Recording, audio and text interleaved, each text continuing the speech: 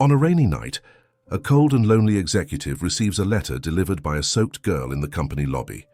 The note, written with mistakes and sincerity, pleads for help for the mother who cries every night.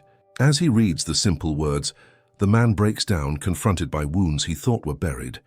If this beautiful story of love and resilience touched you, don't forget to subscribe to our channel and tell us which city you're watching from. London's sky bid farewell to the day with orange hues when Bernard Aldridge shut down his computer on the 40th floor of the imposing building on Farrier Lane.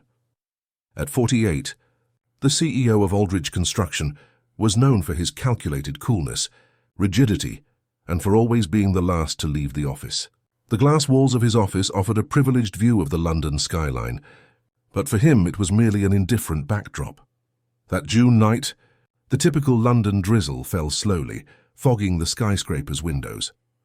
Bernard organized some documents, put them in his Italian leather briefcase, and checked his watch. 10:22 p.m., another productive day, he thought without emotion. There was nothing and no one waiting for him in his apartment in Regent's Park Gardens. Just silence, as in the last 5 years.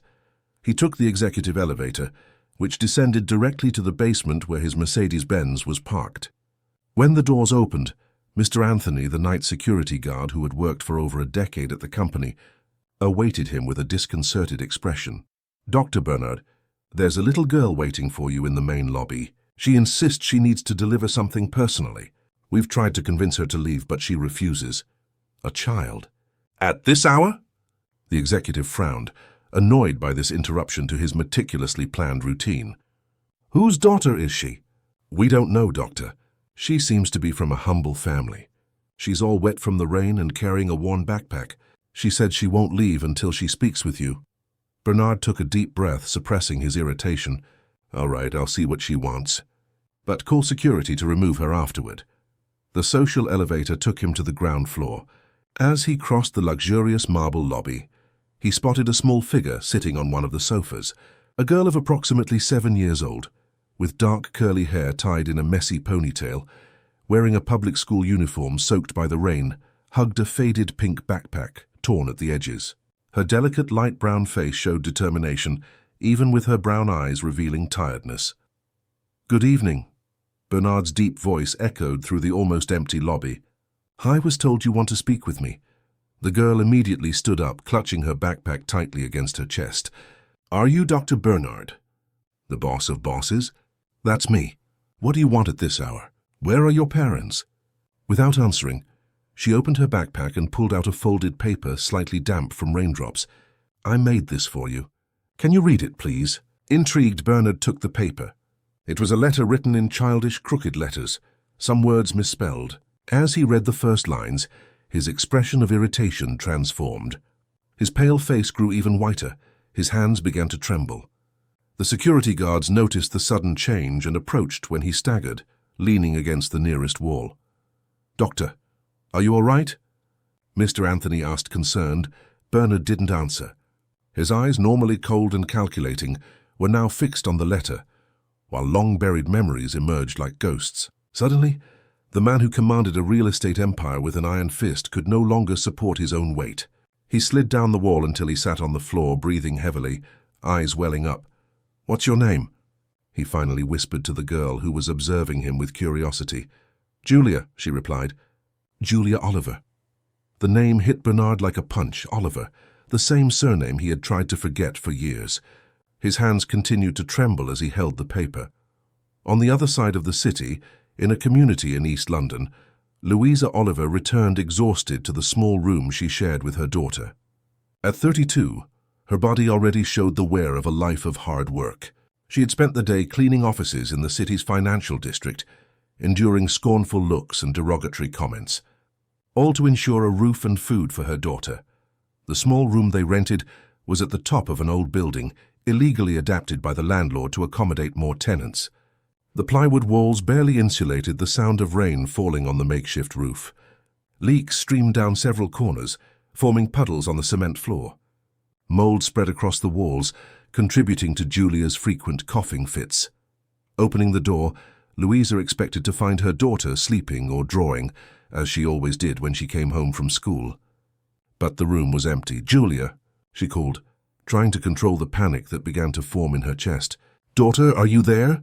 She checked the communal bathroom down the hall. Nothing.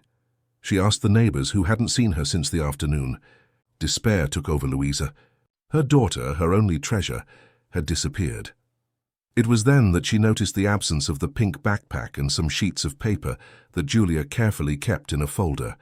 A terrible premonition invaded her when she remembered the conversation they had the night before. "Mom, why do you cry secretly every night?"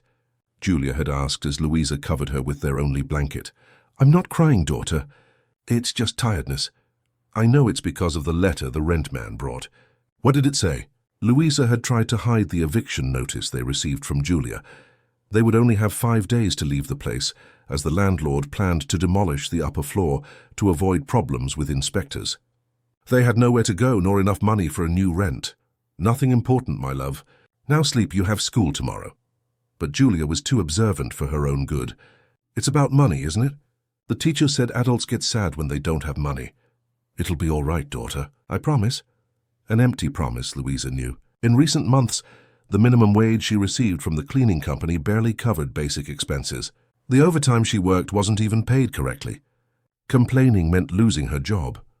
That dawn, when she thought Julia was asleep, Louisa broke down in silent tears, thinking about what she would do to protect her daughter from the imminent homelessness. It was then that she heard the small voice in the dark. "The boss of the company where you clean must have a lot of money, right, Mum?" "Yes, he does, daughter. He owns entire buildings." "Now sleep." "What's his name again?" "Dr. Bernard Aldridge, but I've never spoken to him. I work for the cleaning company, not directly for the construction company." "Why do you ask?" "For nothing." "Good night, Mum." Now looking at the empty room, Louisa understood what had happened. Her daughter, in a desperate attempt to help, had gone to look for the man who, in her childish mind, could solve all problems. Panic turned into terror as she imagined her little girl alone on the streets of London. Without a second thought, she ran out to the subway station. She needed to reach the financial district before something terrible happened. Back at the Aldridge construction building, Bernard had ordered Julia to be taken to his office. The girl was seated on the leather sofa, where she seemed even smaller, contrasting with the luxury around her. "Did you come all the way here alone?" he asked, serving her a hot chocolate that his urgently called secretary had provided. "Yes." Julia held the mug with both hands. "I took the subway and then asked where the tallest building on the street was. The teacher said important people work in tall buildings. Does your mother know you're here?" The girl shook her head. "She'd be angry if she knew, but I had to do something. She cries every night thinking I don't notice." Bernard looked again at the letter in his hands. The childish handwriting read, "Dear Dr. Building Owner, my mom cleans your office every day. She wakes up when it's still dark and comes back when it's dark again. She works very hard, but still the money isn't enough. We have to leave our house in 5 days and we have nowhere to go. She cries secretly every night. Please, sir, could you help my mom? I don't need toys or new clothes. I just want her to stop crying. Thank you. Julia Oliver, 7 years old, 2nd grade B." The simplicity and sincerity of those words had penetrated the armor Bernard built around himself after the tragedies he had experienced. It wasn't just the plea for help that shook him, but the surname Oliver. The same surname as Danielle, his wife, who passed away 5 years ago along with their son Michael, just 8 years old, in an accident that destroyed his capacity to feel. "What's your mother's name?" he asked, trying to keep his voice steady. "Louisa Oliver." It wasn't the name he feared hearing, but still that coincidence disturbed him. There was something in Julia's face, in the determination of her gaze, that seemed strangely familiar. "And your father?" The girl lowered her eyes. "I don't have a father. My mom said he left before I was born." A knot formed in Bernard's throat. He picked up the phone and called the head of security.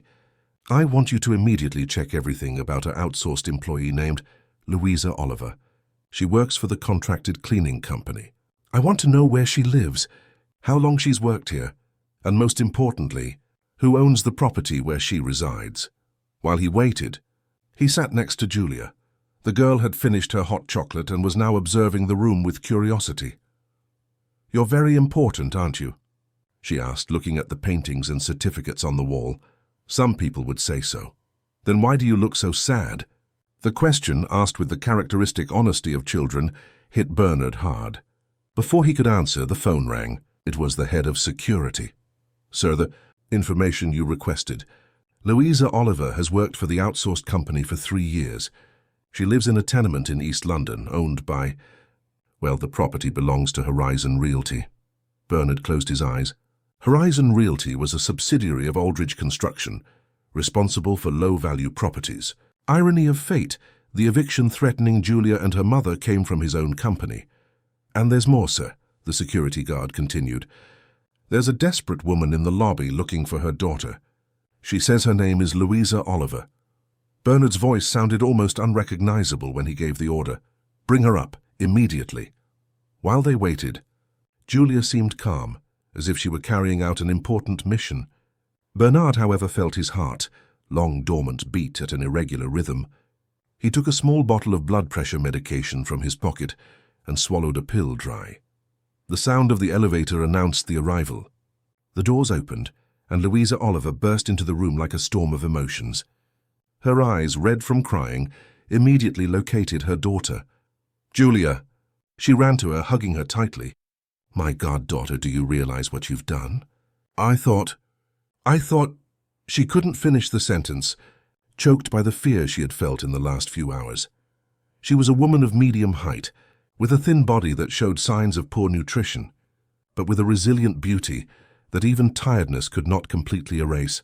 Her curly hair, tied in a makeshift bun, was identical to her daughter's. She wore the grey uniform of the cleaning company, already wrinkled after a long day's work. Sorry. Mom? Julia's voice was small but not regretful.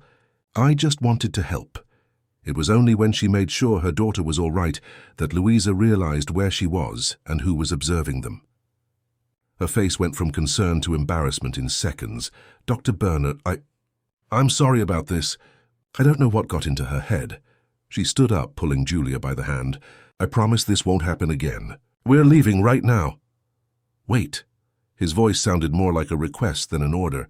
I think we need to talk. Louisa hesitated, torn between the fear of losing her outsourced job, her only source of income, and the discomfort of being in the presence of the man who indirectly commanded her work. Mom, I showed him the letter, Julia explained. The letter about us having to leave home. The blush on Louisa's face intensified, mixing shame and indignation. Julia, how could you? She turned to Bernard. Sir, I would never ask. This wasn't my idea. We'll find a way, we always have. Please sit down, Bernard indicated the sofa. His voice now carried a softness he rarely displayed. Your daughter told me about the eviction. I'd like to understand the situation better.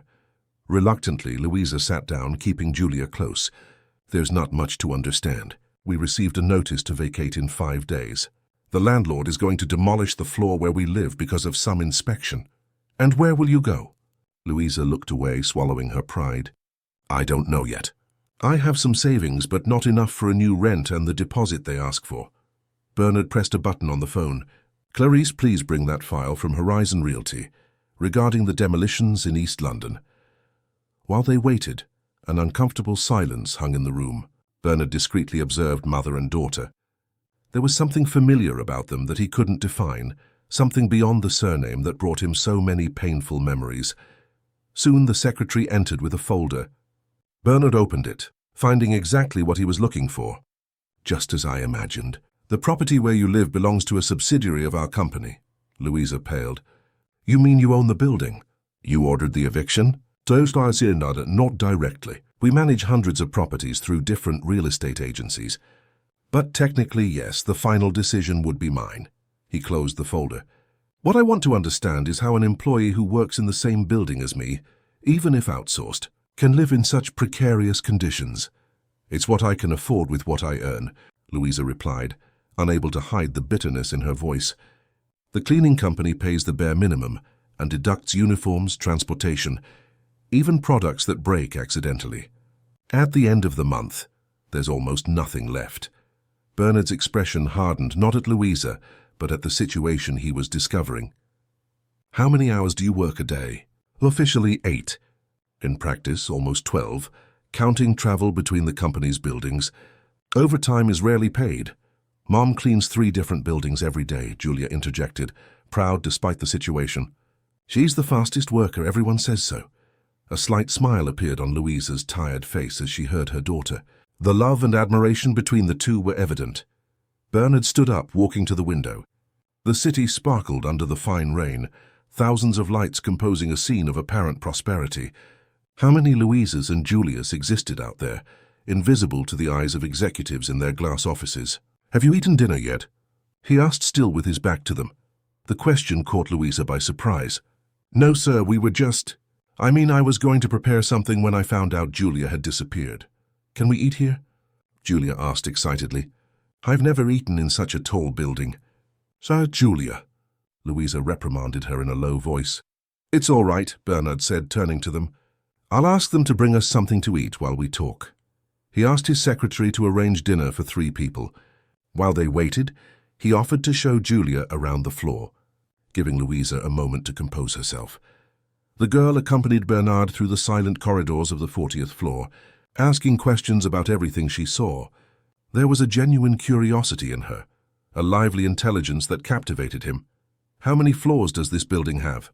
she asked, looking through the panoramic window. 42. "And you work on the 40th? Does that mean you're the 3rd most important?" Bernard couldn't help but smile at the childish logic. "It doesn't quite work like that. I'm on the 40th because I'm the company president. Then you're the most important of all." "Some would say so." Julia observed him with her keen eyes. "If you're so important, why do you work so late? Don't you have a family waiting?" The innocent question hit Bernard like a physical blow. "No, I don't have a family waiting." "Everyone has a family," she insisted. "I did." The words came out before he could stop them. "I had a son and a wife." "And where are they?" Bernard was silent for a few seconds. "They passed away 5 years ago." Julia, with the peculiar sensitivity of children, perceived the pain in the man's words. Instinctively, she held his hand. It was the first time in years that someone touched Bernard with genuine affection. "I'm sorry," she said, with a sincerity that only children can express. "My mom says some people go away, but they keep living in our hearts." Bernard swallowed hard, unable to respond. That small hand in his awakened long-forgotten sensations. When they returned to the office, dinner had already arrived. Louisa seemed nervous, out of place in that luxurious environment. Julia, on the other hand, sat at the table naturally, as if accustomed to dinners in company presidents' offices. During the meal, Bernard observed the interaction between mother and daughter. The obvious affection, the complicit glances, the small corrections Louisa made when Julia used the cutlery incorrectly. It was a relationship built with love and resilience, very different from the coldness that dominated his life in recent years. "How long have you lived in that place?" he asked after a period of silence. "Almost 3 years," Louisa replied, "since I got the job at the cleaning company. Before that we lived with my aunt in Dagenham, but the space became too small when she took in her grandchildren." "And before Dagenham?" Louisa hesitated, as if treading on delicate ground. "I lived in different places. I was born in rural Shropshire, came to London at 19, pregnant and alone. I did a bit of everything to survive. I was a waitress, a shop assistant, a factory worker in a sewing plant. And Julia's father?" The question came out almost involuntarily. Louisa's body stiffened. Her eyes met Bernard's for an instant before deflecting to her plate. "He's not part of our lives." Julia, who had remained silent during the dialogue, intervened. "My mum says he wasn't ready to be a dad." "It's complicated, daughter," Louisa murmured, clearly uncomfortable with the turn of the conversation. Bernard didn't press the matter. He finished his coffee while organizing his thoughts. He needed to make decisions, and they weren't simple ones. For the first time in years, he felt compelled to act not out of business strategy, but out of something deeper, more human. "I have a proposal for you," he finally said. "It's not charity, but an opportunity. First, about the eviction. It will be suspended immediately. No one will expel you from where you live." Louisa looked up, surprised. "That would be very good. Thank you. But you cannot continue living there. The place is unhealthy, probably illegal. I have furnished apartments that the company maintains for employees in transit. You can stay in one of them until we find a permanent solution." "Sir, I can't accept that," Louisa protested. I don't want privileges. There are other families in the same building facing eviction. All families will have an extended deadline, Bernard assured her. But I'm offering something different for you, and it has to do with the second part of my proposal. He leaned back in his chair, studying Louisa's face. I need an administrative assistant who understands the operational reality of the company, someone who can help me identify problems like those of the outsourced companies. From what I've seen in your work history, you are organized, punctual, and dedicated. I'm offering a job, not charity. Louisa seemed stunned. But I don't have the qualifications for that. I didn't finish high school. I've never worked in an office. Technical qualifications can be learned. Character and work ethic are harder to find. He paused. The salary would be 3 times what you currently receive, with all company benefits. The hours would allow you to be home when Julia returns from school. This is... Louisa searched for words, her eyes welling up. It sounds too good to be true. Mom. Julia held her hands, excited. You won't have to clean bathrooms anymore. You'll work in a fancy office. An involuntary smile appeared on Louisa's tired face at her daughter's enthusiasm. But why? She asked Bernard. Why are you doing this for us? Bernard looked at Julia's letter still on his desk. Let's just say your daughter reminded me of something important I had forgotten. At that moment his phone rang. It was the head of security again. Sir, about that more detailed search you requested. We found something you might need to see personally. I'm coming down, Bernard replied, standing up. Excuse me, I need to check something. Please make yourselves comfortable. When he left, Louisa hugged Julia tightly. Do you realize what you've done, young lady? You could have gotten hurt, lost. But none of that happened, Mom. And now you won't cry at night anymore, will you? Louisa couldn't hold back her tears, but this time they were of relief and hope. No, daughter. I don't think I'll cry at night anymore. In the building's monitoring center, Bernard analyzed the documents the head of security had found. He leafed through the papers with trembling hands, confronting dates, names, coincidences that now seemed too obvious to ignore. Are you sure about this? He asked, his voice failing. Absolutely, sir. We checked multiple times. On Louisa's admission form for the cleaning company, one detail jumped out. Her hometown was St. John's Bridge, Shropshire. The same small town where Bernard had spent a month, exactly 8 years ago, supervising the construction of a resort. A month that culminated in a stormy night, improvised shelter in a young woman's simple house, and an involvement he had considered fleeting. Now, looking at Julia's date of birth, the calculations made sense. 7 years and 3 months, 9 months after that night in Shropshire. Bernard felt the ground give way beneath his feet. Did Louisa know? Had she moved to London precisely to find him? Or was it just a cruel coincidence of fate, placing mother and daughter in such precarious conditions, while he, unknowingly, lived amidst luxury and solitude? Sir, are you feeling all right? Asked the head of security, concerned about his boss's pallor. Yes, Bernard lied. Just tired. Thank you for the information. He returned to the elevator with his mind in a whirlwind. He needed to talk to Louisa, to understand what had happened, why she had never sought him out. But at the same time, he feared the answers. He feared discovering that he had been responsible, even unknowingly, for the suffering of that woman and that child, a child he now suspected might be his daughter. Before returning to his office, Bernard paused in the corridor to catch his breath. He leaned against the wall, closed his eyes, and allowed the long-repressed memories to finally emerge. 8 years ago, St. John's Bridge, northern Shropshire. He had just taken over the presidency of the construction company after his father's retirement and was determined to expand the business beyond large urban centres. The resort project on the banks of the Great Green River was his personal gamble, an enterprise that blended luxury and sustainability in a region still little explored by high-end tourism. On that stormy night, his car had gotten stuck on a dirt road. The driver had tried in vain to pull it out of the mud as the rain intensified. That's when a young woman passed by, returning from work in town. She offered shelter in her simple home not far away. Bernard accepted, while the driver remained in the vehicle trying to get help on the radio. The house was small but welcoming. The young woman introduced herself as Louisa. She was 19 and worked as a receptionist at the only inn in town. She had lived alone since losing her parents in an accident. She spoke fluently, despite her limited formal education. She had big dreams. She wanted to study, see the world, work in something that made a difference. What began as a casual conversation, while they waited for the rain to pass, turned into something deeper.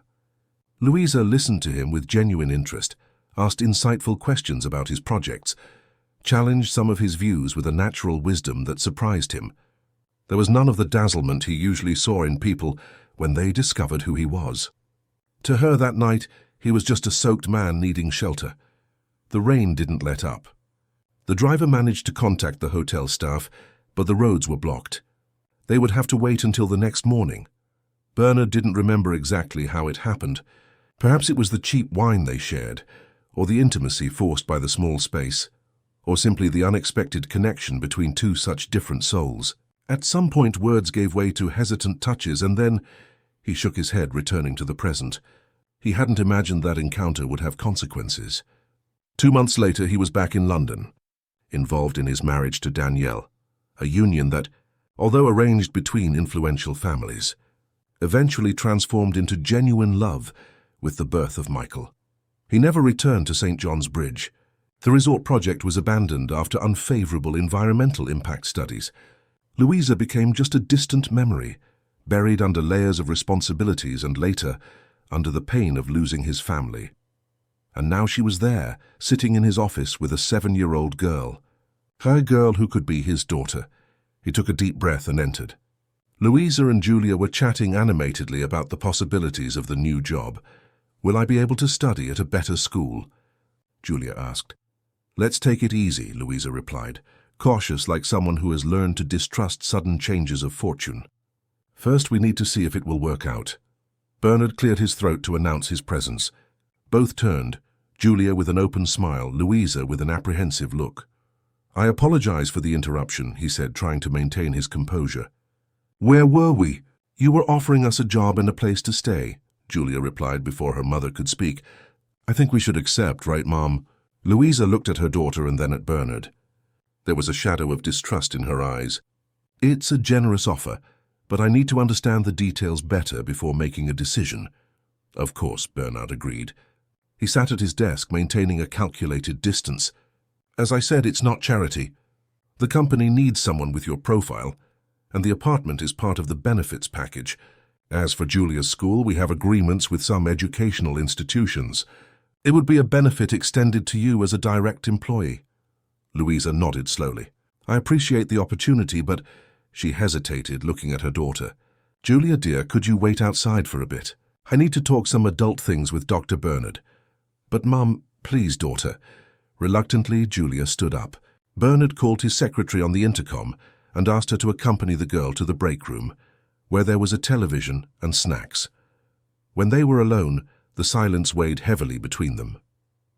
Louisa was the first to break it. "Why are you doing this?" "The truth, please." Bernard considered his options. He could maintain the professional explanation, talk about diversity in the company, opportunities for low-income people. But something in Louisa's determined expression told him she wouldn't accept evasions. "Did you recognize me?" he finally asked. Her face hardened almost imperceptibly. "Since the first day I started cleaning this floor. Your face is in all the business newspapers and at the building entrance. And you never said anything?" "Fas, what should I say?" "Hello, remember me? We spent a night together in Shropshire 8 years ago." She gave a dry, humorless laugh. "You were a married man. I saw pictures of your wife and son in the newspapers when—" She stopped abruptly, as if she had crossed an invisible line. Bernard's expression darkened. "When they passed away," he completed, his voice low. "Yes, I'm sorry for that." Another silence settled, laden with unformulated questions. "Is Julia my daughter?" The question came out direct, almost harsh. Louisa showed no surprise. Somehow she knew they would reach this point. "What do you think?" "The dates coincide. I was in St. John's Bridge exactly 8 years ago. Julia is 7 years and 3 months old. Many men were in St. John's Bridge. Not many spent the night in your house during a storm." She sighed, tired. "What would that change now, Bernard? You never came back, never sought to know. I came to London, pregnant and alone, built a life with my daughter without your name or your money. You didn't look for me. You didn't give me a chance to know." And what would you have done if I showed up pregnant at your door? You had just married the daughter of another businessman. A perfect marriage for the family business from what I read. Would you have acknowledged a child out of wedlock? The truth of those words hit him hard. He probably wouldn't have acknowledged her. He would have offered money for her to disappear, to protect his newly formed marriage and his reputation. It wasn't pride in the man he had been. I'm asking if Julia is my daughter, he insisted, trying to keep his voice under control. Louisa stared at him directly. Biologically, yes. You're the only man I was with at that time. But in all other senses that matter? No, she is my daughter, only mine. I raised her alone, faced prejudice, worked humiliating jobs, spent sleepless nights when she was sick, celebrated every small achievement. You weren't there.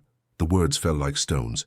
Bernard felt something strange in his chest, a mixture of guilt, regret, and an emotion he couldn't name. Does she know about me? No.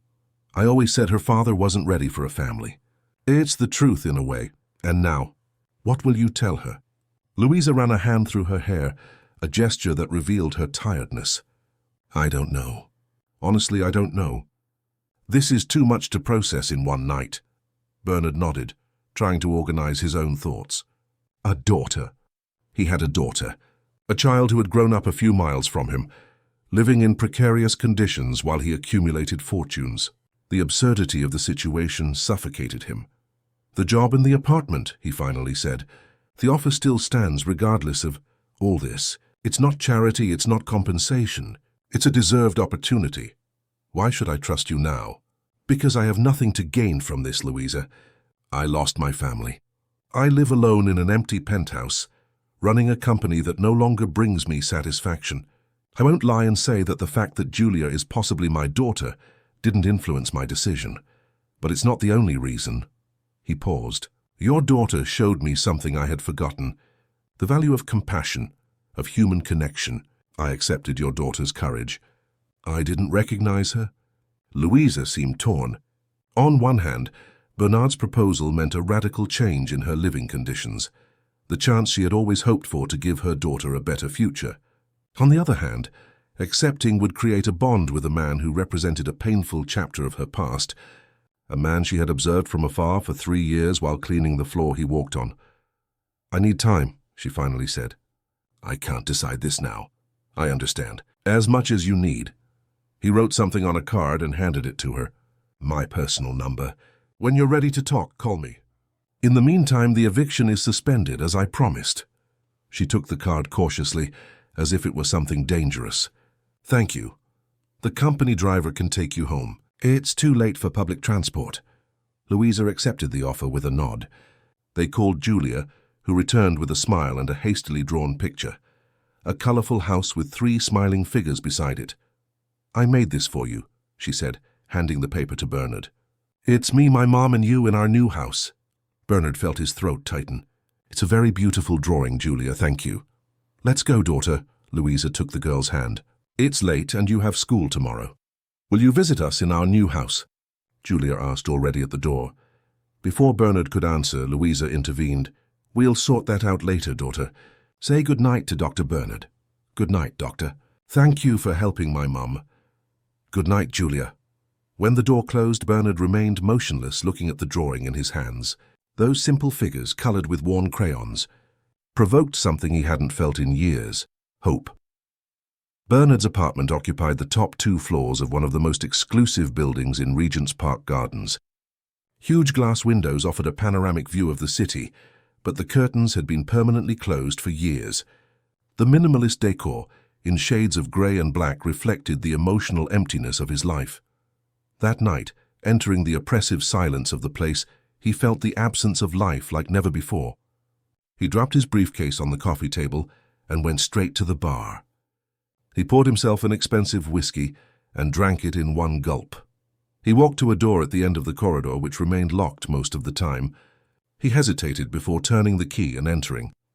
The room maintained its original decor, like a museum of an interrupted life. Toys organized on shelves, children's books, a small judo uniform hanging, trophies from school championships. On the wall, photos of a smiling boy alongside his parents. Michael at 5 holding his first trophy. Michael at 6 in his mother's lap during a picnic. Michael at 7 on his last birthday, blowing out candles next to Bernard and Danielle.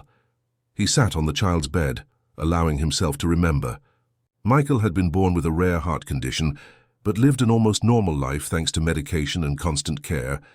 Danielle dedicated herself entirely to her son, while Bernard worked tirelessly to ensure they had access to the best treatments. When Michael was 8, his condition suddenly worsened. He needed an urgent transplant. Bernard moved heaven and earth to achieve the impossible. Renowned doctors, experimental equipment, a place at the top of the transplant list. He was in a crucial meeting with investors when he received the call. Michael had passed away. His little heart couldn't wait. Danielle never recovered. Depression slowly consumed her. Bernard tried to help her, but he himself was fragmented by grief. He plunged into work as a form of escape, leaving her increasingly alone in her mourning. A year after losing Michael, Danielle took an excessive dose of sleeping medication. Doctors called it an accident, but Bernard knew the truth. She had chosen to join her son. In less than 2 years, Bernard had lost everything that gave meaning to his life. He transformed into a cold, methodical man, dedicated only to business. Aldrich Construction prospered under his ruthless leadership, but he had become merely a shell of the man he once was, and now he discovered he had a daughter. A girl who had grown up without his knowledge, facing difficulties he could have prevented if he had known of her existence. The thought tore him apart. He opened the nightstand drawer and took out a carved wooden box. Inside, letters and drawings Michael had made for him. The last one, never fully opened, had the seal of the hospital where the boy had spent his last days. Bernard had never had the courage to read it to the end. That night he finally broke the seal. The childish handwriting, still shaky, read, "Dear Daddy, the nurse is helping me write because I'm tired. The doctor said I'm having a big surgery tomorrow, but I'm not scared because I know you and Mommy will be here when I wake up. I wanted to say that when I grow up, I want to be like you, strong and brave. Mommy says you work so hard to take care of us. Thank you, Daddy. If I can't talk after the surgery, know that I love you very much. And if you're ever sad, remember I'll always be watching over you even when you can't see me. One day I want to have a big family. I really wanted a brother or sister. Can I, Daddy? I love you, Infinite. Michael." Bernard allowed the tears to flow freely for the first time in years. Guilt consumed him. He had been so busy trying to save his son that he hadn't been present in his last moments. And then he had sunk so deep into his own pain that he couldn't save Danielle. And now, as a cruel irony of fate, he discovered he had a daughter, the sister Michael had so desired, who had grown up without his recognition, facing hardships while he accumulated wealth that no longer had purpose. He wiped away his tears and made a decision. He couldn't change the past, but he could do things differently from now on. He wouldn't seek to replace Michael or Danielle, nor would he try to buy Julia and Louisa's affection with his money. But he would offer what he could: opportunities, security, perhaps even affection if they allowed it. He carefully put Michael's letter away with the drawing Julia had made. Side by side, the two papers represented what he had lost and what perhaps he could still find. The next morning, Bernard arrived at the office earlier than usual. He had a list of tasks to take care of. First, he permanently cancelled the eviction from the building where Louisa and Julia lived, extending the deadline for all residents. Then he requested a complete audit of the outsourced companies contracted by the construction firm, with a special focus on working conditions and employee compensation. He called his human resources director for an emergency meeting. "I want to create a training program for low-income employees," he announced. "Vocational courses, scholarships, internal promotion opportunities, and I want to start with the outsourced workers." The director looked at him as if he were a stranger. In 5 years, Bernard had never shown interest in employee well-being, only in the results they produced. "Anything else, sir?" he asked, still stunned. "Yes. Prepare the documentation to hire Louisa Oliver as an administrative assistant. I want everything ready for when she accepts. And arrange for her and her daughter to move into one of the corporate apartments in Greenwich, the one closest to Horizon School, which will also be included as a benefit." "Horizon School? It's one of the best in South London, sir." "Exactly. Any problem?" "No, sir." "No problem." The director hesitated. If I may ask, what prompted these sudden changes? Bernard looked at Julia's drawing, which he had placed in a picture frame on his desk. Let's just say I received an important letter. 3 days passed without Bernard hearing from Louisa. He plunged into work with renewed intensity, but now with a different purpose. The changes he began to implement in the company caused astonishment among directors and managers, accustomed to his usual coolness in business. What happened to Bernard? They whispered in the corridors. He seems like a different person.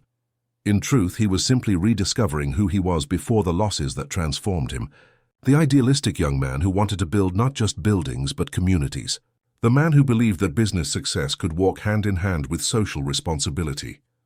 On the morning of the 4th day, he was reviewing a project for the revitalization of a degraded area in East London, where he intended to build quality, affordable housing instead of the luxury condominiums originally planned, when his secretary knocked on the door.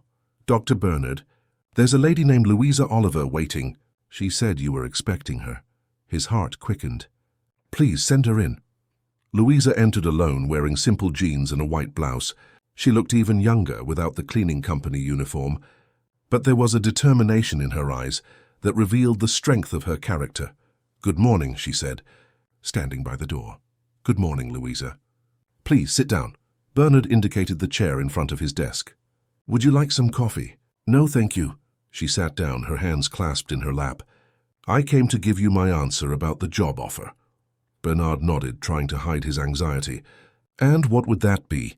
"I accept," she paused, "but with conditions." "I'm listening." "First, I want it to be clear that I only accept the job, not the paternity. Julia doesn't need to know about you, at least for now. She's too young to understand this situation." Bernard felt a pang in his chest, but he understood. "Agreed. It will be as you prefer." "Second, I want a formal contract with all the conditions clearly specified. I don't want people to think I got the job for other reasons." "Fair enough. The HR department is already preparing everything. You will receive the same treatment as any other employee of the company, with all rights and responsibilities." "Third," she continued, "about the apartment. I accept it temporarily, but I intend to find my own place as soon as I can. I don't want to depend on favors." "It's not a favor, Louisa. It's a benefit offered to transferred employees or those in need. But I respect your decision to seek independence." He hesitated before continuing. "And what about Julia's school?" Louisa's face softened for the first time. She was so excited about the idea of a new school that I didn't have the heart to say no. "If that's really part of the employee benefits package, I accept. But I want to pay my share. The company covers it entirely. It's policy for employees' children."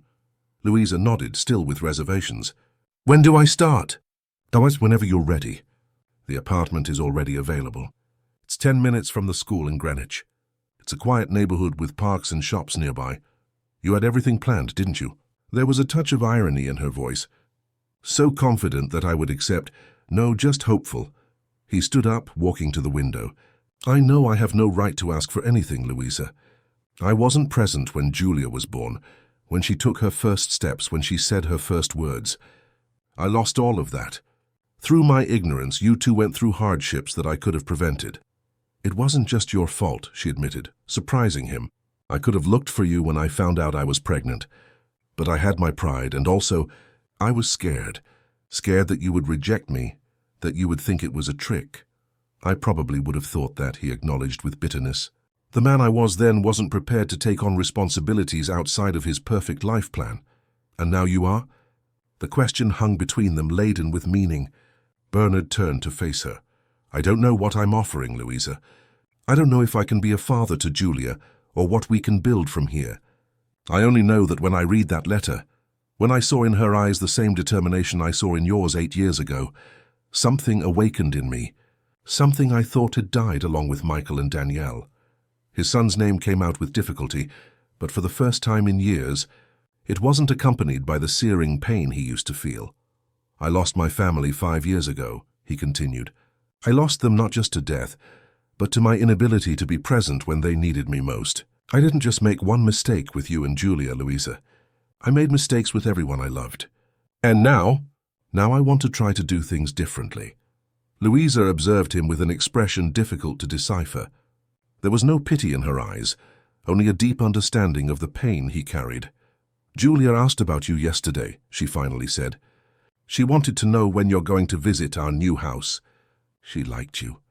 An involuntary smile appeared on Bernard's face. "She's a special child." "She is. Smart, stubborn, and determined." Louisa smiled slightly. "Reminds me of someone I know." There was a moment of complicity between them, like a small ray of sunshine breaking through heavy clouds. "When do you plan to move?" he asked, returning to practical matters. "That's another problem. We don't have many belongings, but I'll need help with the move." "I can arrange that. A van and people to help. When would be good for you?" "Weekend.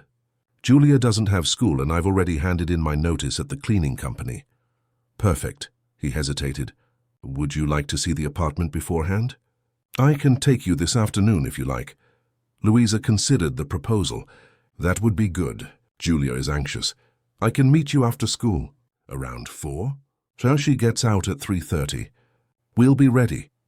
When Louisa stood to leave, Bernard stopped her with one last question. "Why did you decide to accept Louisa?" "The truth." She looked him directly in the eye.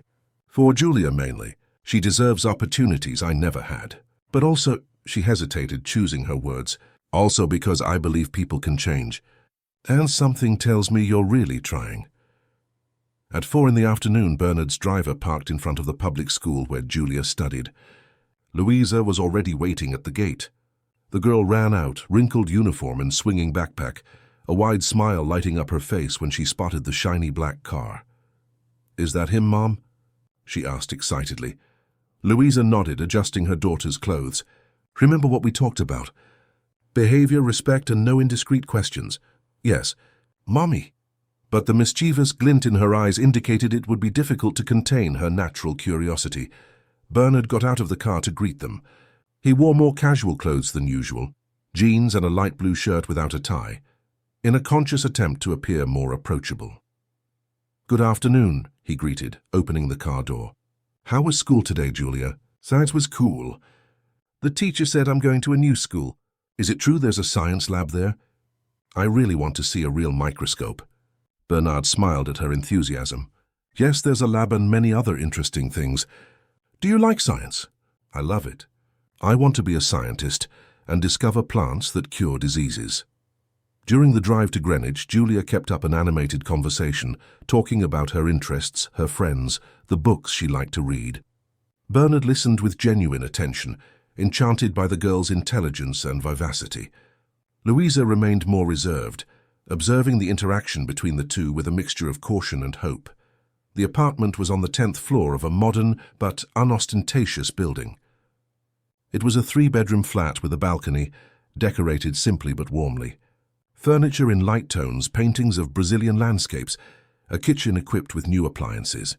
"Wow," Julia exclaimed upon entering, running from one room to another. "It's bigger than our whole house."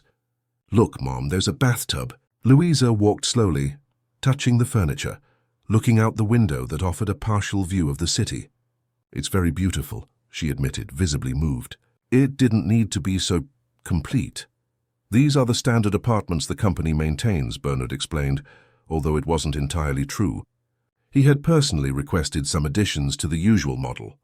Bookshelves, a space that could be used as an office for Louisa, and a room specially designed for Julia, with an appropriate desk for studying. "This would be your room." He showed Julia, opening the door to a room painted in soft green tones.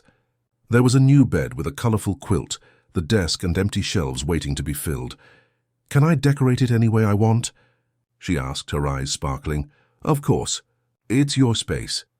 I'm going to put my shells and stones on the shelf. And can I hang my star mobile from the ceiling?" "Yes, you can. And if you want more stars?" Bernard hesitated, afraid of overstepping boundaries. He looked at Louisa, who nodded discreetly. "I thought you might like this." He opened the closet, revealing a small amateur telescope, the kind sold in educational toy stores. "A real telescope!" Julia almost screamed with excitement. "Can I see the stars with it? And the planets?" "Yes, you can. It's not professional, but you can see the moon very well and some planets on clear nights." "Thank you, thank you, thank you." Without warning, she launched into a spontaneous hug, wrapping her small arms around Bernard's waist. The unexpected contact paralyzed him for a moment. It had been so long since he had received a genuine hug, especially from a child. Awkwardly, he placed a hand on Julia's hair, feeling the texture of her curls, so similar to his own when he was a child. Louisa watched the scene with conflicting emotions on her face. On one hand, the happiness of seeing her daughter so content. On the other, the fear of what that closeness could mean for the future. Julia was quickly becoming attached, and Bernard seemed equally affected by the girl. Would it be fair to allow this bond when there were so many uncertainties? "Julia, shall we see the rest of the apartment?" she called, breaking the moment. "I want to see what the kitchen is like." The girl let go of Bernard and ran to her mother. "Come on, I'll show you the bathtub." As Julia pulled Louisa down the hallway, Bernard remained still, processing what he had just felt. That simple hug had pierced through the layers of protection he had built around his heart. For a brief moment he felt vulnerable, exposed, but in a way that didn't terrify him as before. After exploring the entire apartment, they sat in the living room. Bernard had provided some snacks, natural sandwiches, juices and fruits, which Julia devoured with enthusiasm. "When can we move?" she asked, biting into a sandwich. "This weekend, if your mother agrees," Bernard replied, looking at Louisa. "I can arrange transportation for Saturday morning." "That would be good," Louisa agreed. "We don't have much, it will be quick. Can I help with the move?" "You don't need to bother. You're already doing too much." "It's no bother. I'd like to help." An uncomfortable silence settled, broken only by the sound of Julia happily chewing, oblivious to the tension between the adults. "I need to be honest," Louisa finally said, lowering her voice so her daughter wouldn't hear. "All this, the job, the apartment, the school, it's wonderful and I'm grateful. But I'm afraid of what might happen when the novelty wears off." "What do you mean? Julia is already getting attached to you. She's never had a father figure. And you," she searched for the right words, "you lost your son. I'm afraid you're trying to replace him, and when you realize that Julia isn't Michael, that she has her own personality, her own challenges, I'm afraid you'll pull away and hurt her." Louisa's frankness hit him like a punch, but he recognized the legitimacy of her concern. "I'm not trying to replace Michael," he said in a low voice. "I know Julia is a different person, unique, and yes, I am trying to get to know her, to build some kind of relationship. I don't know yet what we'll be to each other, but I promise I'll be honest and present as long as you allow me." Louisa nodded slowly. "It's all very fast. A week ago it was just her and me struggling to survive. Now we have an apartment, a new school, a new job, and you. We can take it slow, one step at a time." "Yes, that's best." She looked at her daughter, who was now exploring the empty shelves of the bookcase. "Julia, come say goodbye. We need to go." "Already?" The girl pouted in disappointment. "But I wanted to stay longer. We'll come back on Saturday for the move, remember? Now we need to pack our things." Reluctantly, Julia approached. "Thank you for the telescope, Dr. Bernard. I'll take good care of it." "I'm sure you will. And you can just call me Bernard." "Okay, Bernard." She smiled, revealing a gap where a baby tooth was missing. "Will you be here on Saturday too?" He looked at Louisa, seeking approval. She nodded discreetly. "Yes, I will. I'll help you with the move." "Cool. Can I show you my collection of stones and shells? I have one that looks like a heart." "I'd love to see it." The driver took them back to the small room where they lived.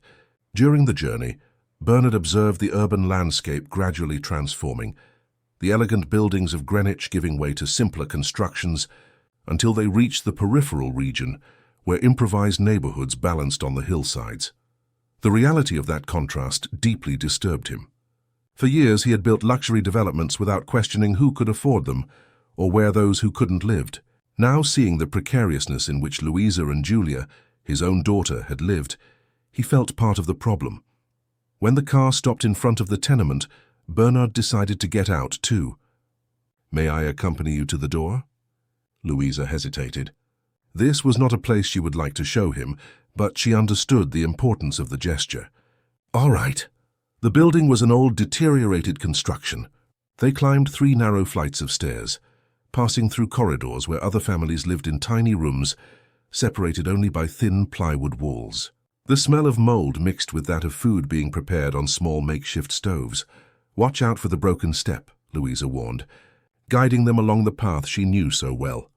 Finally, they reached the small room on the top floor. Louisa unlocked the door, revealing a space of no more than 15 square meters, where a single bed, a mattress on the floor, a small table with 2 mismatched chairs, and a worn wardrobe coexisted. On the ceiling, dark stains revealed the leaks. On one wall, dozens of colorful drawings created a cheerful panel, contrasting with the poverty of the environment. "Well, here it is," Louisa said, embarrassed. "It's not much, but I tried my best." Bernard felt a knot in his throat. There was the physical proof of his failure, of his absence. For 8 years, while accumulating fortunes, his daughter slept on a mattress on the floor of a damp and unhealthy room. "You did a great job, Louisa," he finally said, his voice choked. "Julia is a happy and healthy child despite everything. That's what matters. Want to see my collection?" Julia was already pulling a shoebox from under the bed. "I keep my special things here." While the girl proudly showed off her small treasures, shells found during a rare trip to the beach, colorful stones collected on the way to school, a bird feather, dried leaves pressed between notebook pages. Bernard noticed a worn envelope on the table. Louisa followed his gaze. "The eviction notice," she explained in a low voice. 5 days to leave with no consideration for where we would go. Bernard picked up the envelope and read the contents. It was a cold, impersonal document, signed by a legal representative of Horizon Realty, his own company. The irony of the situation did not escape either of them. "This will not happen again," he promised. "Not only for you, but for no family in these conditions. I am reviewing all company policies." "That would be significant," Louisa replied, surprised by the determination in his voice. Julia, oblivious to the adults' conversation, continued to show her treasures. "And this is my favorite stone. It looks like a heart, see? I found it when it was raining. It was shining on the sidewalk. I think it's magic." Bernard knelt down to examine the small heart-shaped pink stone. "It is very special indeed. It must have magical powers." "You can keep it," Julia offered suddenly. "To bring you luck in your work." "Julia, you don't have to give away your things," Louisa intervened, "but I want to. He gave us a whole apartment and a telescope. I can give my special stone." The childish logic made Bernard smile. "Thank you, Julia. I will keep it very carefully." He placed the small stone in his shirt pocket close to his heart. "Now we need to go. You have a lot to organize before the weekend." At the door, Julia surprised him with another spontaneous hug. "See you Saturday, Bernard." "See you Saturday, Julia." As the car pulled away, Bernard looked back one last time. On the 3rd floor, Julia waved frantically from the small window. Beside her, Louisa's more restrained silhouette also waved discreetly. Something was beginning to grow between them. Not a conventional family, perhaps, but a connection that none of the three expected to find. A second chance that fate, in its unpredictable wisdom, had placed in their path. Saturday dawned with an exceptionally blue sky over London, as if nature itself celebrated a new beginning for Louisa and Julia. Bernard arrived early at the tenement, not with his driver but driving his own car, a conscious gesture of simplicity. Along with him came 2 company employees with a small van for transporting belongings. "Good morning." Julia greeted him at the door, already dressed and excited. "We're almost ready." Mom's finishing packing the books. The room was organized into a few boxes and some bags. An entire life fitting into so little material space, a realization that made Bernard reflect on the excess he had accumulated in his own existence. "I brought breakfast," he said, holding up a bag with bread, fruit, and juices. "I thought we could eat something before we start." Louisa appeared, her hair in a makeshift bun, wearing jeans and a simple t-shirt. There was something different about her expression, a glimmer of hope that softened the marks of constant worry. "You didn't need to bother," she said, but her tone was more of gratitude than reproach. They sat at the small table, sharing the simple breakfast, as if they were an ordinary family starting a daily routine. Julia talked non-stop about her plans for the new room, while the adults exchanged glances, both amused and moved by her enthusiasm. "I've already made a list of everything I want to plant on the balcony," she explained, biting into an apple. "Can I have a pot of basil and mint? The teacher said they're easy to care for." Of course you can, Louisa replied. But remember that plants need constant attention. I'll take care of them every day, I promise. If you like, Bernard interjected cautiously, I know a flower shop near the apartment. We can stop there after the move to buy some seedlings and pots.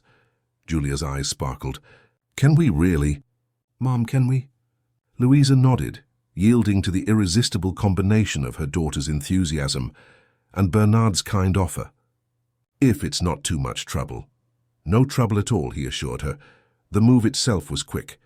The few pieces of furniture, the single bed where Louisa slept, the table with chairs, the small wardrobe, were left behind as the new apartment was fully furnished.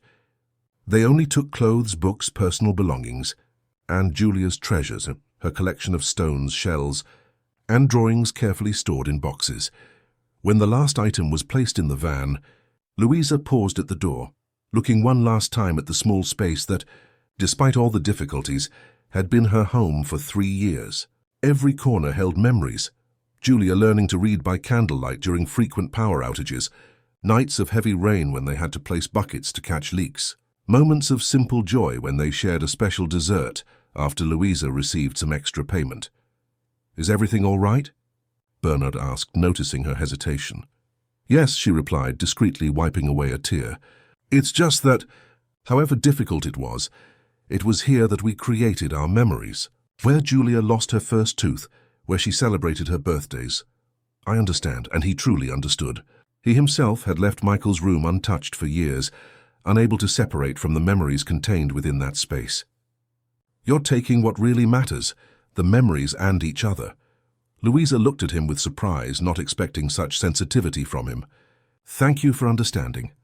They descended the stairs in silence, only the animated sound of Julia running ahead breaking the solemnity of the moment. On the ground floor, neighbors said goodbye with hugs and good wishes. Mrs. Clara, we'll miss you, said an elderly lady, squeezing her hands. And little Julia, too, always so cheerful. But you're going to a better place, thank God, another neighbor commented, looking curiously at Bernard. It's good that you found someone to take care of you both. Louisa blushed, embarrassed. It's not quite like that, Mrs. Clara. It's just a new job, a new opportunity. I know, the lady winked, hinting. Anyway, you deserve better. This girl is an angel. She deserves a palace. Julia, who had returned running, hugged the neighbor. I'll miss you, Mrs. Clara. I'll ask Mom to bring you to visit our new house. It has a huge balcony. I'll hold you to that invitation, you know. The lady smiled, stroking the girl's curls. Bernard observed those interactions with a mixture of emotions. It was obvious how much Louisa and Julia were loved in the community, how much love and respect they had built, even amidst so many difficulties. He felt like an intruder, an outsider trying to enter a cohesive world that operated by its own rules of solidarity and affection. On the way to the new apartment, Julia occupied the back seat of Bernard's car, while Louisa sat beside him in the passenger seat. The girl looked out the window, fascinated by the gradual transformation of the landscape from the clustered houses of the periphery to the organized middle-class buildings of Greenwich. The streets are so wide here, she commented, and there are so many trees. Louisa smiled at her daughter's comments, but Bernard could feel her tension. It was a completely new world for both of them, a social and economic leap that would bring challenges beyond adapting to a new address. How do you feel? He asked in a low voice as they stopped at a traffic light. Anxious, she admitted. Grateful, of course, but also scared. It's all so different. You'll adapt in your own time. There's no rush. She nodded, grateful for his understanding. Julia adapts more easily than I do. Children are like that, resilient, flexible. You are too, he observed. Everything you faced to raise your daughter alone proves that. A slight blush colored Louisa's cheeks. She wasn't used to receiving compliments. When they arrived at the building in Greenwich, the doorman greeted them with deference. Welcome, Mrs. Oliver, Miss Julia. The furniture Mr. Aldridge ordered arrived this morning. Louisa looked at Bernard, confused. What furniture? Just a few additional items I thought might be useful, he replied, suddenly uncomfortable. I hope you don't mind. If you don't like them, we can exchange them. In the apartment, Louisa understood what he was referring to. In addition to the basic furniture they had already seen, there was now a larger desk in the room that would be used as an office, a bookshelf filled with children's and educational books in Julia's room. and some more practical items for daily use. Bernard, this is, she searched for the right words, torn between gratitude and discomfort with such generosity. Is it too much? He worried. I didn't want to overstep, I just thought they would be useful. The books especially, I noticed how Julia likes to read. As if to confirm his words, Julia was already absorbed, exploring the titles on the new bookshelf, exclaiming with joy at each discovery. Mom, there are science books with real animal photos. And look, a whole collection about space. She hugged the volumes like precious treasures. Seeing her daughter's happiness, Louisa didn't have the heart to protest. Thank you, she simply said. It's very generous of you. It's the least I can do, he replied, and there was truth in those words.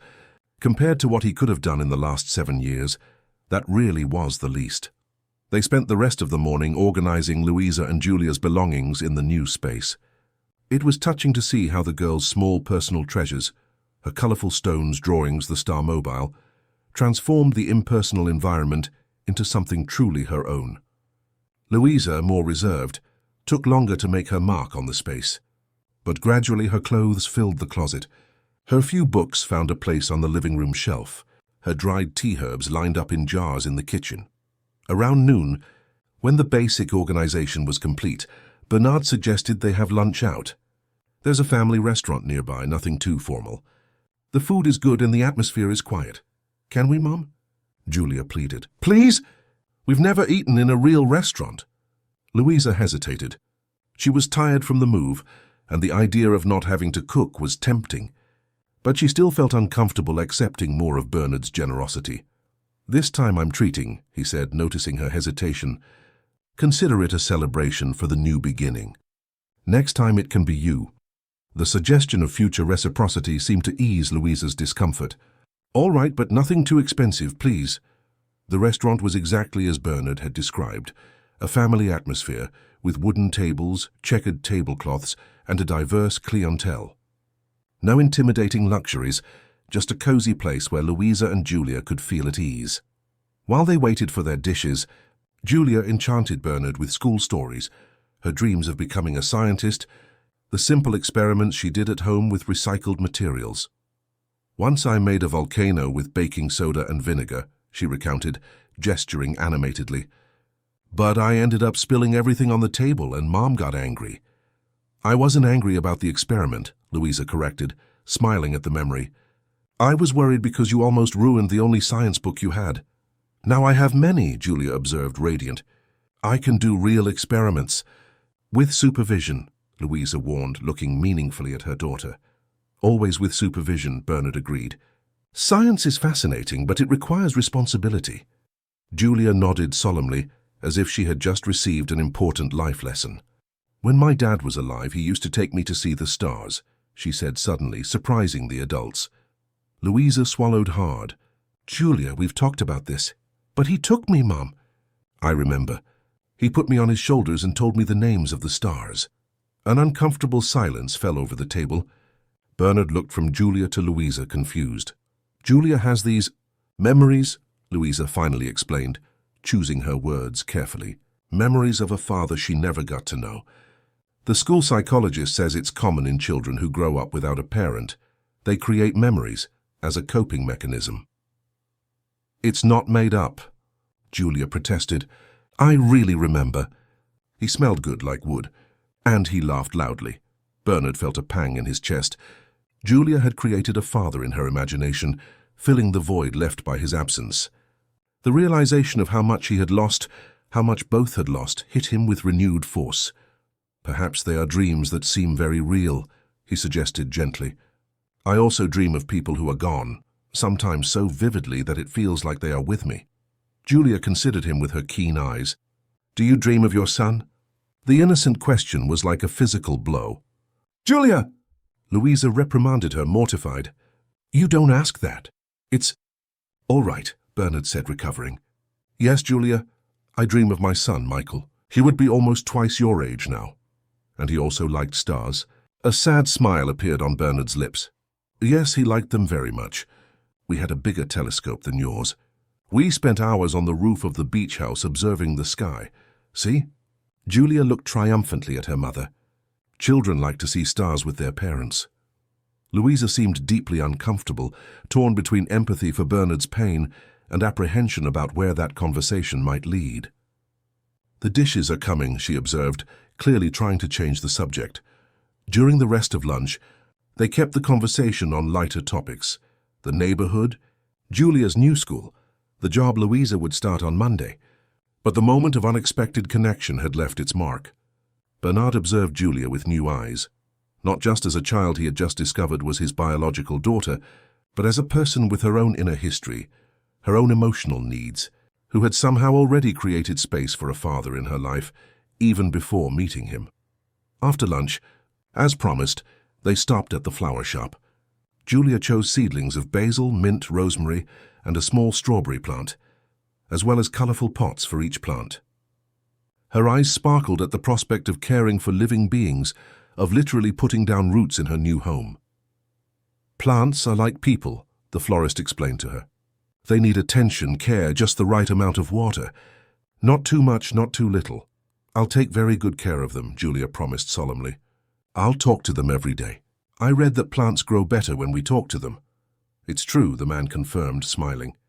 "They feel our energy." Back at the apartment, Julia ran to the balcony to arrange her new green friends, as she called them. Louisa took the opportunity to talk to Bernard privately. About what Julia said at the restaurant, she began, uncomfortable. The memories of her father. "Yes, she's had these fantasies since she was little. The psychologist said it's natural, a way to fill the void. But now, with you appearing in our lives," she hesitated, searching for the right words. "I'm afraid she's transferring those fantasies to you." Bernard nodded, understanding. "I'm aware of that. I don't want to create expectations I can't fulfill. I promise to respect your pace." "Thank you for understanding." Louisa seemed relieved.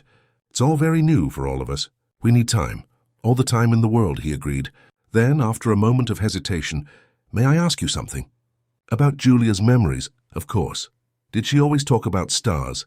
About her father showing her the stars?" Louisa frowned, thoughtful. "Yes, since she was very little. Why?" "Curiosity," he replied. But there was something more in his eyes, an indefinable emotion. "It's just interesting." They were silent for a moment, watching Julia on the balcony, totally absorbed in the task of organizing her plants. There was a concentration on the girl's face, an almost adult seriousness in her precise gestures, which reminded Bernard of himself as a child. "She looks like you," Louisa commented softly, as if reading his thoughts. "Not just physically, but in her manner. That determination, that insatiable curiosity. I always wondered where it came from. Are you starting to accept the idea?" he asked cautiously. "That we are connected?" "I'm trying," she admitted. "For years I kept the image of you as the rich, indifferent businessman who went on with his life without looking back. It was easier that way. It justified my decision not to look for you." She paused. "But you're not what I imagined. And that makes everything more complicated." "Complicated how?" "Because now I have to consider the possibility that I'm depriving Julia of something valuable. Of someone who could be important in her life." Louisa's words touched Bernard deeply. It was the first time she admitted the possibility of allowing him to have a significant role in Julia's life. "I'm not asking to be called father," he said carefully, "nor do I want to replace the memories she created. But if you allow me to be something in her life, I promise to do my best." Louisa studied him for a long time, as if trying to see beyond the surface to the man he truly was. "Let's see how things develop naturally," she finally said. "Without pressure, without forced expectations, just living one day at a time." "It's more than I expected," he admitted sincerely. "Thank you." The rest of the afternoon passed in surprising tranquility, as if the three were gradually finding a comfortable rhythm together. They helped Julia with her plants, explored the neighborhood on foot, showing her where the new school was, the nearby park, the public library. When it started to get dark, Bernard felt it was time to say goodbye. "I need to go," he announced. "You're probably tired after such a busy day." "Aren't you staying for dinner?" Julia asked, disappointed. "Another time, perhaps," he replied, looking at Louisa for confirmation. "Of course," she agreed. "Maybe next week, after we settle in." "I'd love to." At the door, Julia surprised him once more with a spontaneous hug. "Thank you for everything, Bernard. For the plants, for the books, for lunch." "It was a pleasure," he replied, moved. Take good care of your plants, scientist. I will. And when you come back, they'll be bigger. Louisa accompanied him to the elevator. When they were alone, she said, "Thank you for today. For everything, really. I know it's not easy for you either." "It's been easier than I imagined," he admitted. "More natural somehow." They stood in silence for a moment, each lost in their own thoughts. When the elevator arrived, Bernard hesitated. "Louisa, just one more thing." He seemed uncertain, something rare for a man usually so confident. "About starting work on Monday. Don't feel pressured to impress anyone. Just be yourself. It was your competence and determination that got you here, not for any other reason." She nodded, grateful for the vote of confidence. "I'll remember that." When the elevator door closed, Bernard felt a strange mix of emotions: joy, hope, apprehension, a sense of purpose he hadn't experienced in years. In his shirt pocket, the small heart-shaped stone Julia had given him seemed to pulsate with a life of its own, a reminder that, even in the most improbable circumstances, new beginnings were possible. Meanwhile, in the apartment, Louisa watched Julia carefully arranging her new books on the shelf, humming happily. In just 1 week, her life had taken a complete turn. She was about to start a job she never imagined getting, living in a neighborhood she considered inaccessible, and even more surprisingly, allowing her daughter's father, a man she barely knew, despite their brief encounter 8 years ago, to slowly enter their lives. It was terrifying and liberating at the same time, like taking a leap without knowing exactly where she would land. But seeing Julia's happiness, the genuine hope in her eyes, Louisa knew she was making the right choice by allowing this new possibility. She had no idea what the future would hold, but for the first time in many years she was eager to find out. Monday arrived too quickly for Louisa. At 5:30 in the morning, her alarm clock rang, an old habit she had kept despite no longer needing to wake up so early. The new job started at 8, and Julia's school at 7:30, both just a few minutes' walk from the apartment. Still, anxiety had woken her several times during the night. She had dreamed of rooms full of executives in suits watching her with suspicion, computers with programs she didn't know how to use, and Bernard disappointed with her incompetence. "You can do it," she murmured to her reflection in the bathroom mirror, a luxury that still surprised her. Having a bathroom all to herself, without having to share it with other residents. You raised a daughter alone in the worst possible conditions. You can learn to work in an office. In the kitchen, she prepared breakfast while mentally reviewing what she had studied the day before. Bernard had sent her a laptop so she could familiarize herself with the basic programs she would use. She had spent the entire Sunday watching online tutorials on Excel, Word, and corporate email, determined not to appear completely lost on her first day. "Good morning, Mum." Julia entered the kitchen already dressed in her new school uniform: white blouse, pleated navy blue skirt, white socks. Her dark curls were tamed in a neat ponytail. "How do I look?" "Beautiful, my love." Louisa adjusted her blouse collar. "Anxious for your first day?" "A little," Julia admitted. "What if the other students are too different from me? What if I can't keep up with the subjects?" Louisa hugged her daughter, recognizing her own fears reflected in the girl's worries. "You are intelligent and special, Julia. You'll adapt quickly, I'm sure. And any difficulties, we'll face them together, as we always have." They ate breakfast in silence, each absorbed in their own thoughts. Louisa wore a simple but elegant outfit she had bought the day before with some of the savings she had kept for emergencies for years. Black dress pants, a white blouse, a navy blue blazer, low, comfortable but presentable shoes. She wanted to look professional without flaunting something she wasn't. At 7:15, they left home. The day was clear, with that golden light typical of London autumn mornings. On the way to school, Louisa held Julia's hand tightly, as if afraid her daughter might disappear into this new world opening up to them. Horizon. School occupied an entire block, with a neoclassical main building and ample green areas around it. Nothing like the public school Julia had attended until then. Overcrowded classrooms, a cracked concrete playground, basic school meals. At the gate, several families were saying goodbye. Well-dressed parents in imported cars, mothers in designer clothes, children with expensive backpacks. Louisa felt a tightening in her stomach. As much as they were better off now, there was a cultural and social chasm to cross. Can I help you? A middle-aged woman with a school ID badge approached, smiling gently. Good morning, I'm Louisa Oliver, and this is my daughter, Julia. It's her first day. Ah, yes, Julia Oliver, transferred through the Aldridge Construction Partnership. We were expecting you, dear. The woman knelt to Julia's height. I'm guidance counselor Rachel. Shall we go meet your classroom and your new classmates? Julia looked at her mother, a mixture of excitement and fear in her eyes. It'll be all right, Louisa assured her, kissing her forehead. I'll be here at 4 to pick you up. Actually, the counselor interjected, consulting a clipboard, it says here that Julia is enrolled in extracurricular activities until 5:30. Today is science lab. Louisa frowned, confused. She didn't remember authorizing extra activities.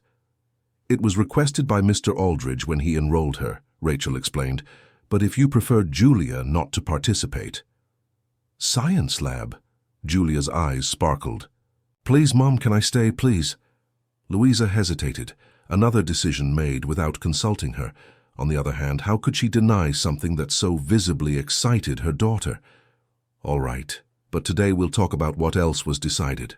Without my participation, she conceded, making a mental note to discuss boundaries with Bernard later. After saying goodbye to Julia, Louisa headed to the Aldridge Construction Building a few blocks away. Her new ID badge, already provided, granted her access to the imposing entrance hall. Unlike previous times she had been there, uniformed, as a cleaner, practically invisible to employees and visitors, now she received respectful nods from the security guards. 18 minutes before her scheduled time, she was already on the 40th floor. Clarice, Bernard's secretary, greeted her with a smile that didn't quite reach her eyes.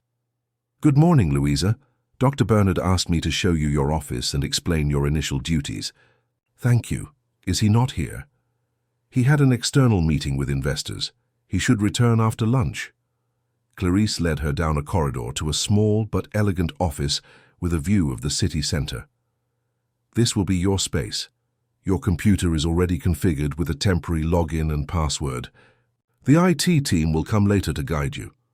Louisa nodded, trying to absorb everything. The office had a large desk, an ergonomic chair, a state-of-the-art computer, even a small bookshelf with corporate manuals and some decorative plants.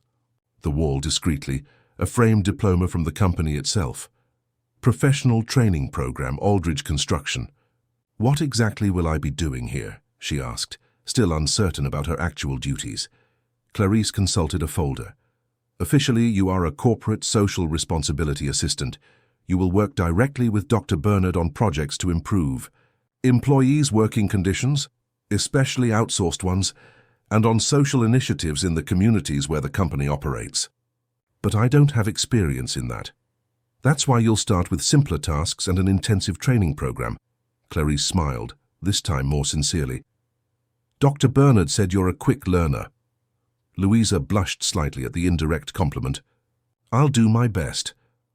The first few hours were dedicated to basic training, internal systems, communication protocols, the company's hierarchical structure. To her surprise, Louisa assimilated the information with relative ease. Years of managing, a household with minimal resources had developed in her a natural capacity for administration and problem-solving. Around noon, when most employees left for lunch, Clarice knocked on her door again. Dr. Bernard just called. He asked me to inform you that he won't be able to return today. The meeting will extend late. She hesitated briefly. He also asked me to check if you and your daughter are adapting well to the new apartment, if you need anything. We're fine, thank you, Louisa replied, feeling strangely disappointed. She had mentally prepared to meet Bernard again, to discuss the decisions he had made about Julia's school. Excellent. He suggested you leave early today at 4 to pick up your daughter from school. Tomorrow the effective projects will begin. Louisa nodded, torn between gratitude for the consideration and irritation at the feeling of being constantly supervised. Thank you, but I prefer to work my normal hours. Julia is in extracurricular activities until 5:30. As you prefer. Clarice seemed slightly surprised by her determination. If you like, you can use this time to get to know the company better. We have a corporate library on the 38th floor, with material on all our projects. The suggestion was interesting. I'll do that, thank you. After a solitary lunch in the executive cafeteria, where she felt curious glances from other employees, probably speculating about the newcomer who had been hired directly by the president, Louisa spent the afternoon studying the company's structure. To her surprise, she discovered that Aldridge Construction had a long history of social projects abandoned after the death of Danielle, Bernard's wife, who had apparently been the main promoter of these initiatives. "She was a remarkable person," commented the librarian, an elderly lady who had worked at the company for decades. "After she and little Michael passed away, Dr. Bernard changed completely.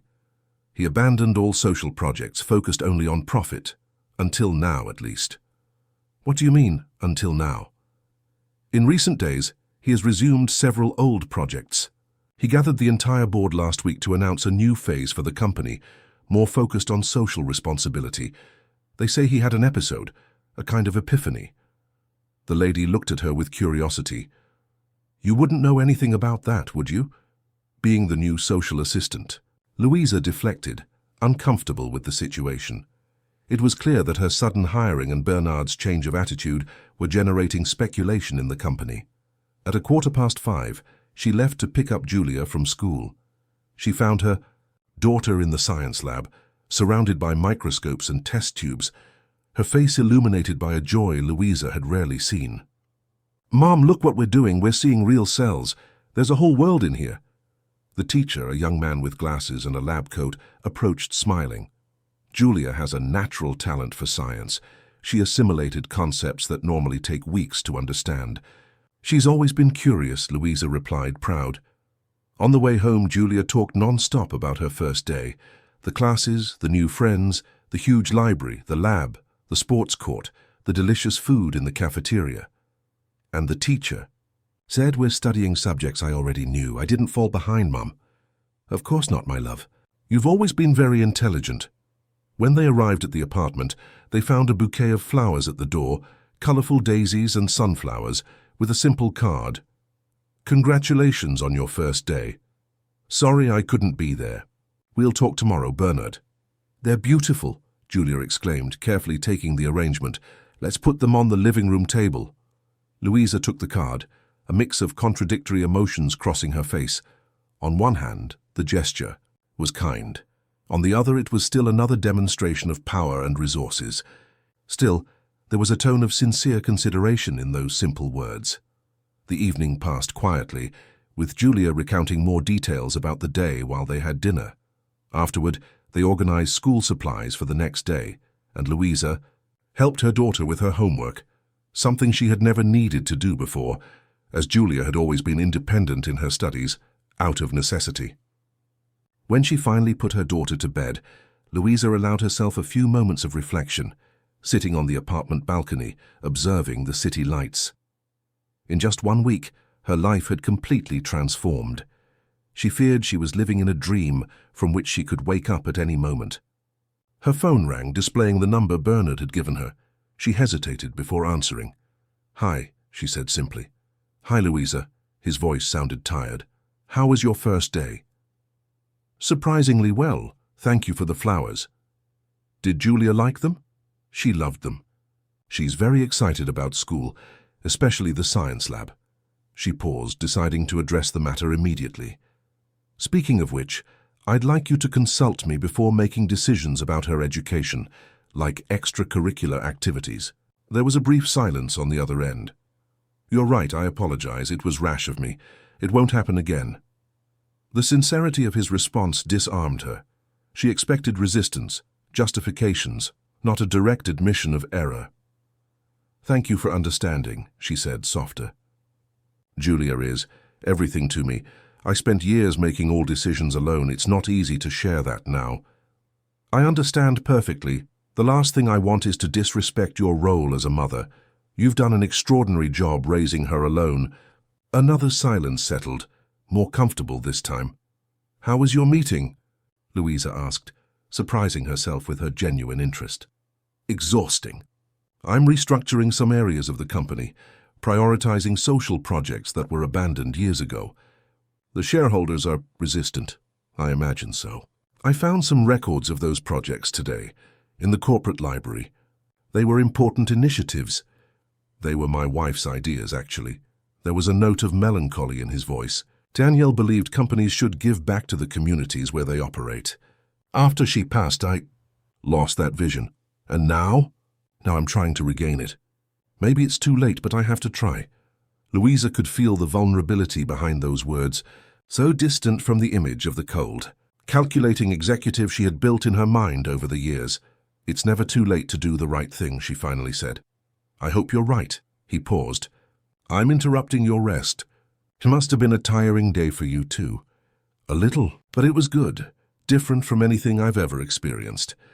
Tomorrow we can talk about your initial projects. Do you have interesting ideas on how to improve conditions for outsourced workers? Some. After all, I was one of them until last week. That's exactly why your perspective is so valuable. No one knows a system better than someone who has been at its base. The compliment was sincere, and Louisa felt an unexpected warmth spreading through her chest. Thank you for the trust. It's deserved. Good night, Louisa. Good night, Bernard. After hanging up, she remained on the balcony for a few more minutes. The London sky, normally hidden by light pollution, revealed some stubborn stars. She remembered Julia's memories of a father showing her the stars and, for a brief moment, allowed herself to imagine a different version of the story, one where Bernard had known about the pregnancy, where he had chosen to be present, where the three had formed a family, imperfect perhaps, but united. She shook her head, pushing away the fantasy. The past could not be changed. What they had now was a complex present and an uncertain future, but for the first time in many years, that future seemed to contain possibilities beyond mere survival. The next morning, Bernard was already in his office when Louisa arrived. He greeted her with a tired smile, evidence of a sleepless night. Good morning. Coffee? Yes, please, thank you. He served 2 cups from an Italian coffee maker he kept in his office. How was taking Julia to school today? Calmer. She was already more confident, even made friends with some children. I'm happy to hear that. He hesitated, as if choosing his words. I have a proposal for your first project, something I think you'll be interested in. But first I need to ask, how do you feel working here? Honestly, do you have any reservations, any discomfort? Louisa considered the question, appreciating his directness. It's strange, I won't lie. A few weeks ago I was cleaning this very floor, practically invisible.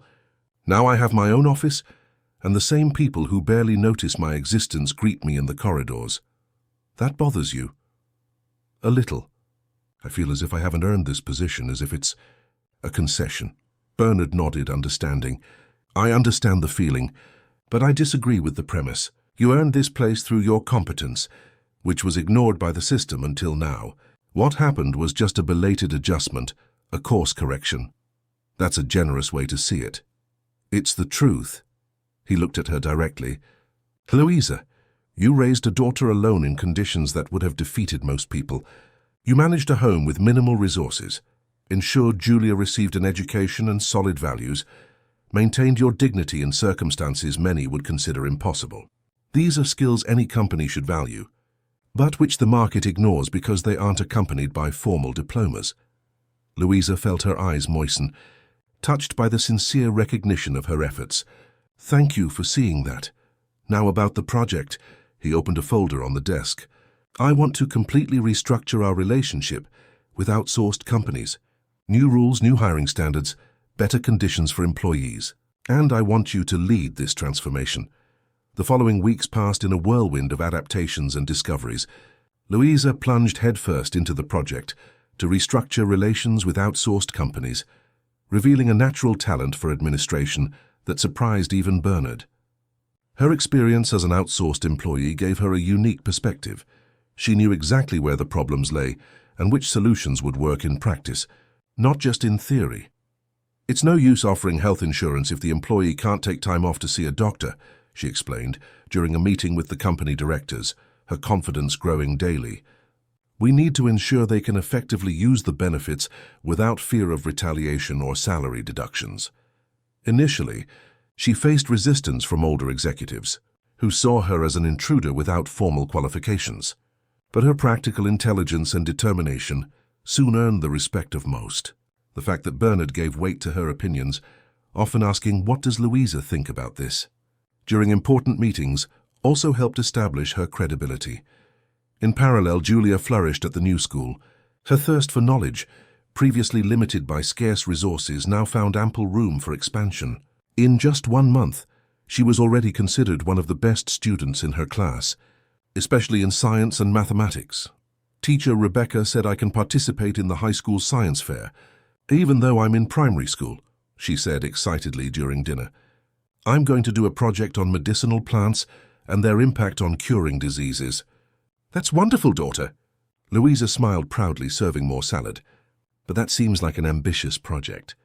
Are you sure you can do it alone?" "Bernard said he can help me," Julia replied naturally. "He knows a botanist at Imperial College London who works with Amazonian plants." Louisa paused her fork halfway to her mouth, surprised. "When did you talk to Bernard about this?" "This afternoon. He picked me up from school because you had that important meeting, remember?" I told him about the science fair on the way home. It was true. That afternoon, Louisa had a crucial presentation to the administrative board about the new model for hiring outsourced workers. When she realized she wouldn't be able to leave in time to pick up Julia, Bernard had offered to do so, something that had been happening frequently in recent weeks. "He showed me an app that identifies plants using the phone camera," Julia continued, enthusiastic. "We're going to Kew Gardens on Sunday to test it." "You're coming too, right?" "We're going to Kew Gardens on Sunday." Louisa raised her eyebrows. "Yes, Bernard said it would be fun, an educational outing, and—" Julia frowned, trying to remember the exact words. "Oh yes, an opportunity for interdisciplinary learning in an unstructured environment, whatever that means." Louisa couldn't help but smile. It was so typical of Bernard, always seeking an elaborate justification for a simple family outing. Family. The word surfaced in her mind involuntarily, sending a chill down her spine. Was that what they were becoming? An improvised, unconventional family, built on extraordinary circumstances. "Mom?" Julia's voice brought her back to reality. "You're coming, right?" "Of course I am, dear," she smiled, pushing complex reflections aside for another time. "I wouldn't miss it for anything." After dinner, when Julia was already in bed, Louisa called Bernard. "I heard about the trip to Kew Gardens," she said bluntly when he answered. "Ah, yes." He seemed momentarily disconcerted. "I should have discussed it with you first, shouldn't I? I'm taking decisions again without consulting you." His sincere acknowledgement disarmed her, as always. It was difficult to maintain emotional distance from someone so willing to admit mistakes and learn from them. "Actually, I called to confirm the time," she replied, softening her tone. "And to thank you for helping Julia with her science project." She's beaming. "No need to thank me. It's a pleasure, really." There was genuine emotion in his voice. "Julia has a contagious enthusiasm for learning. She reminds me a lot of Michael at that age." It was the first time he had mentioned his son so naturally, without pain dominating his voice. A small step forward in healing a deep wound. "She has that effect on people," Louisa agreed. "She's always had an insatiable curiosity, ever since she was a baby. She wanted to touch, taste, understand everything around her. What was she like when she was little?" The question came softly, almost hesitantly. Louisa sat on the balcony, settling in for a conversation that she realized they both needed to have. She was an observant baby, quiet but attentive to everything. She started talking early, complete sentences before she was 2. And determined, my goodness, she was stubborn. "Still is," Bernard chuckled softly. "Takes after her mother, apparently. And her father," she added, surprising both of them with the explicit acknowledgement of Bernard's biological paternity. A comfortable silence settled for a few moments before he asked, "Did you have very difficult times?" "Many," Louisa admitted. "Sleepless nights when she had chickenpox at 3, and I had no money for medication. The time our roof collapsed during a storm, and we had to sleep in a shelter for 2 weeks. The Christmases when I couldn't even give her a simple gift." She paused, her voice slightly choking. "But we also had moments of pure joy. Her first tooth falling out, the stories we invented together on nights without electricity, the time I saved for months to take her to the beach for the first time. Her eyes when she saw the ocean, Bernard, I'll never forget." "I missed all that," he murmured, his voice heavy with regret. "Not by choice," Louisa reminded him, surprising herself with her own generosity. "You didn't know." Still, I can't help but think how different it would have been if I had looked for you. If you had gone back to St. John's Bridge. Those are unanswered questions, Bernard. The past is already written.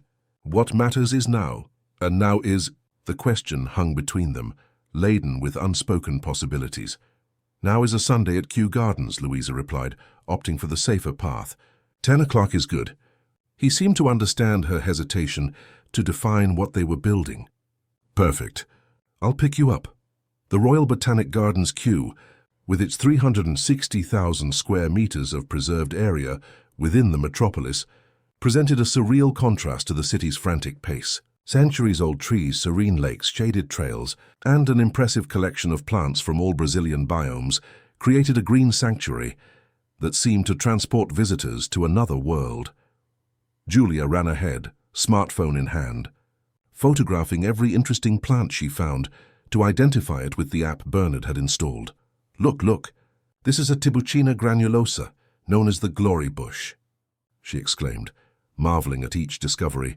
And here a Handranthus chrysotrichus, the yellow ipy. Bernard followed her closely, patiently answering every question, sharing botanical knowledge that Louisa hadn't even imagined he possessed. He wore simple clothes, jeans, a cotton shirt, comfortable sneakers, so different from the impeccable suits of the executive who commanded an empire. He looked younger, lighter, as if every minute away from the corporate environment removed layers of tension accumulated over years. I didn't know you understood so much about plants, Louisa commented, walking beside him as they watched Julia run to the orchid house. My grandfather was an amateur botanist, he explained. He spent hours showing me every species in the garden of his house in Stratford-upon-Avon. It was my first scientific passion before engineering. You have many layers, Bernard Aldridge, she observed with a slight smile. Like everyone, I imagine. Only mine were buried for a long time. They found a bench in the shade of a huge sycamore, where they sat to rest while Julia explored the nearby orchid house, still visible. She looked so happy, Bernard commented, watching the girl absorbed in her botanical investigation. So unfulfilled. It's her way. She always finds joy in small things, even in the most difficult moments. Louisa paused, choosing her words carefully. You know, sometimes I wonder if I did the right thing, keeping her away from you all these years. The confession surprised them both. Bernard turned to face her, his eyes revealing a mixture of emotions. What do you mean? Seeing how well you get along, how you understand and stimulate her in a way I can't always. I question whether my pride and fear didn't deprive her of something important. Bernard took a deep breath, reflecting before answering. Louisa, you made the decisions you believed were best under the circumstances you had. And look at her. She's an incredible child, well-adjusted, intelligent, compassionate. That's a result of your upbringing, your love. I have no doubt that you did the best possible job. But she could have had more. A father, stability, opportunities. The man I was 8 years ago would not have been a good father, he admitted with painful honesty. I was obsessed with my career, with expanding the company, with my own father's approval. Then came the marriage to Danielle, which began as a convenient arrangement between families, although we developed genuine affection over time, especially after Michael's birth. It was the first time he had spoken so openly about his previous marriage. Did you love each other? Louisa asked, unable to contain her curiosity. We learned to love each other, yes. It wasn't an overwhelming passion, but we built something real, especially united by our love for Michael. He looked at the horizon, lost in memories. When Michael fell ill, our relationship was tested to its limit. I plunged into work, seeking resources for the best treatments, while she dedicated herself entirely to daily care. We grew apart, each dealing with fear in our own way. When he passed away, something broke inside us. Something we couldn't repair. I'm sorry, Louisa murmured, touched by the vulnerability in his voice. I'm not saying this to inspire pity, he clarified, just to explain that the man you met in St. John's Bridge, and even the man I was during my marriage, would not have been the father Julia deserved. Perhaps in some strange way the universe knew that. Louisa reflected on his words, finding unexpected wisdom in them. Perhaps you're right. Perhaps everything happened in its own time. Which doesn't mean I don't regret the lost time, he added, looking again at Julia, who was now photographing a particularly exuberant orchid. But I'm grateful for this second chance, whatever role you allow me to have in her life. And in mine? The words escaped before Louisa could stop them. Bernard looked at her, surprised by the direct question. That depends on you, Louisa. On what you want me to be. The intensity of his gaze made her look away. It was a question for which she had no clear answer. In recent weeks, her carefully constructed defenses against Bernard were gradually dissolving. She now saw a different man from the one she had imagined for years. Not the cold, calculating businessman, but someone complex, with deep wounds and a genuine capacity for change. They were saved from continuing that difficult conversation by Julia's animated return. Look what I found. She proudly displayed a small purple flower. It's a Cattleya walkeriana, one of Brazil's rarest orchids. Can we include it in my project? It's an excellent addition, Bernard agreed, visibly relieved by the interruption. Shall we have lunch? The garden restaurant has a wonderful view of the lake. Lunch proceeded in a light atmosphere, with Julia dominating the conversation, sharing all the day's discoveries and her ambitious plans for the science project. Louisa observed the interaction between her and Bernard, the way he listened with genuine interest, how he explained complex concepts in terms she could understand, how he respected her opinions, even when they were still childish in their formulation. This is how it should be, she thought. A father guiding, supporting, nurturing a daughter's potential. A father. The word now came naturally to her mind when she thought of the relationship between Bernard and Julia, although neither of them used the term. To Julia, he was simply Bernard, a special friend who had appeared in their lives. To Bernard, she was Julia, not my daughter, but the bonds forming between them transcended labels. After lunch, as promised, they walked to the medicinal plants area, the area that most interested Julia for her project. A specialized guide, previously arranged by Bernard, offered an exclusive tour, explaining the properties of each species and the scientific studies that confirmed their traditional uses. Many of our modern medicines have their origin in indigenous knowledge about medicinal plants, explained the guide, a young biologist. Aspirin, for example, derives from compounds found in willow bark, used by native peoples for millennia to relieve pain. Julia absorbed every piece of information like a sponge, taking detailed notes in a notebook Bernard had given her especially for the occasion, bound in green leather, with her name engraved on the cover. "It's my first real scientist's notebook," she had said when she received it, her eyes sparkling. The day passed too quickly. Before they knew it, the sun was already beginning to set, painting the sky in orange hues that reflected on the garden's central lake. "We need to go," Louisa said, checking her watch. "Julia has school early tomorrow." "Just a little longer, please," the girl begged. "I want to see the Japanese gardens before we go." "It's getting late, daughter. We need to prepare your things for tomorrow, review your homework. We could have dinner out," Bernard suggested. "That way you don't have to worry about preparations. And I promise to get you home in time for Julia to have a good night's sleep." Louisa hesitated, torn between the practicality of the suggestion and the growing feeling that they were, in fact, behaving like a family. Sunday outings, lunch together, now dinner. It was a complex emotional territory she still didn't feel ready to fully explore, but Julia's hopeful gaze was impossible to resist. All right, but a quick dinner. The Japanese gardens, with their serene lakes, curved bridges, and carefully pruned plants, offered an atmosphere of almost meditative peace. Julia, usually so restless, walked in respectful silence, absorbing the harmonious beauty of the space. At a particularly beautiful moment, when the setting sun created golden reflections on the water's surface, Bernard took a photo of the three of them together, Julia in the center, he and Louisa on the sides, the Japanese garden as a perfect backdrop. It was the first image they captured together, a symbolic milestone that none of them mentioned but all felt. Dinner took place in a family restaurant near Kew Gardens. Nothing. Luxurious, just a cozy place with home-cooked food and a quiet atmosphere. A conscious choice by Bernard, who seemed increasingly attuned to Louisa's discomfort with displays of wealth. Julia, exhausted but happy after the long day of exploration, fell asleep in the car on the way back, her head resting on her mother's shoulder. "Perfect day," she murmured before succumbing to sleep. "The best Sunday of my life." When they arrived at the building, Bernard offered to carry Julia up to the apartment. Louisa hesitated briefly before agreeing. There was something deeply intimate about allowing him into her domestic space, carrying her sleeping daughter, like a scene from an alternative life that could have been theirs. In Julia's room, now fully personalized with her collections of stones, plants and books, Bernard carefully laid her on the bed. Louisa removed her shoes and covered her with a light sheet. She didn't even brush her teeth, she whispered, stroking her daughter's curls. But she's so tired, I don't have the heart to wake her.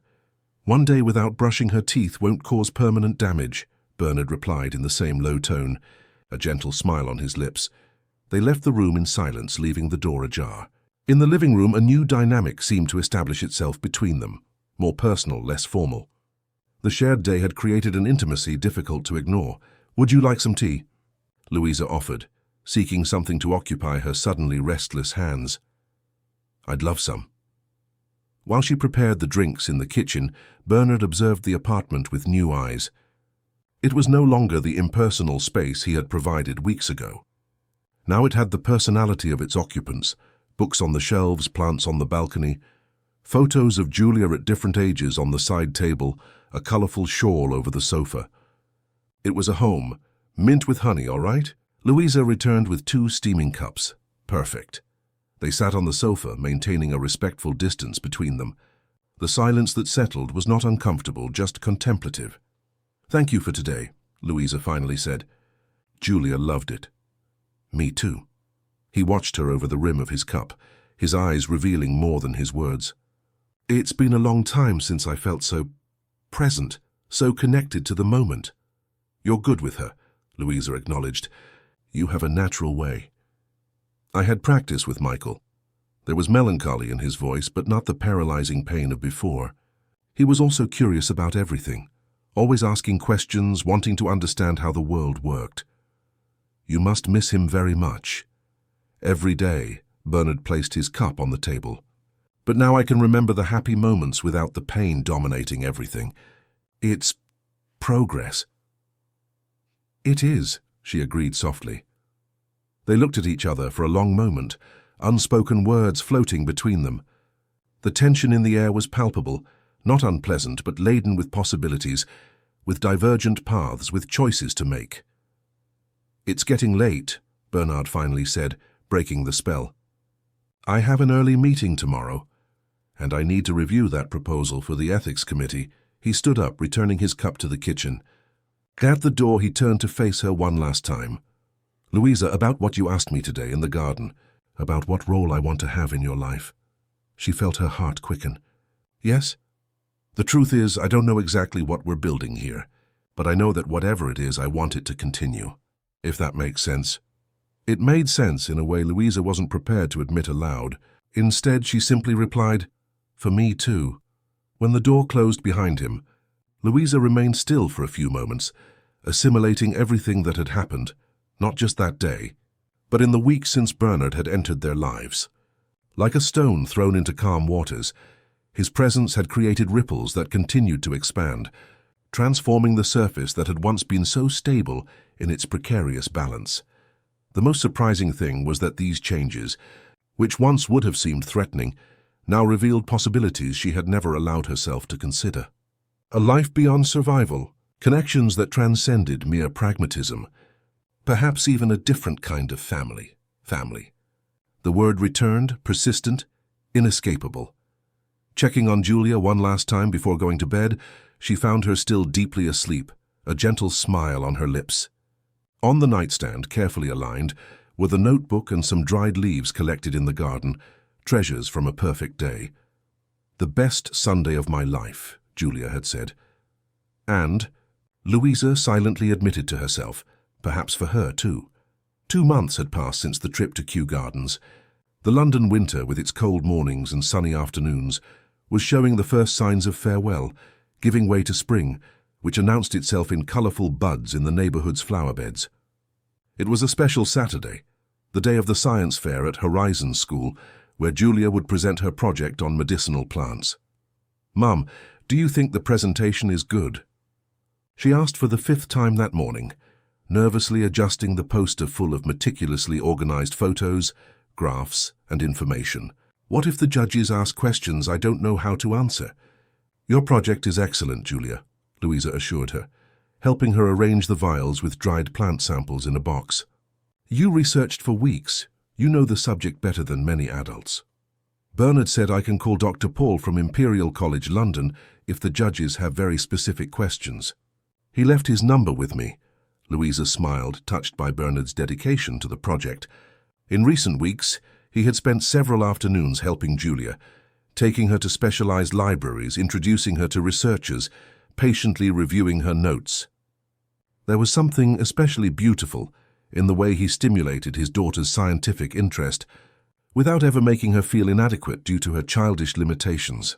Speaking of him, he should be arriving soon, she commented, checking her watch. Is everything ready for us to take? Julia nodded, making a final check on her list. The sound of the doorbell made her jump. It's him!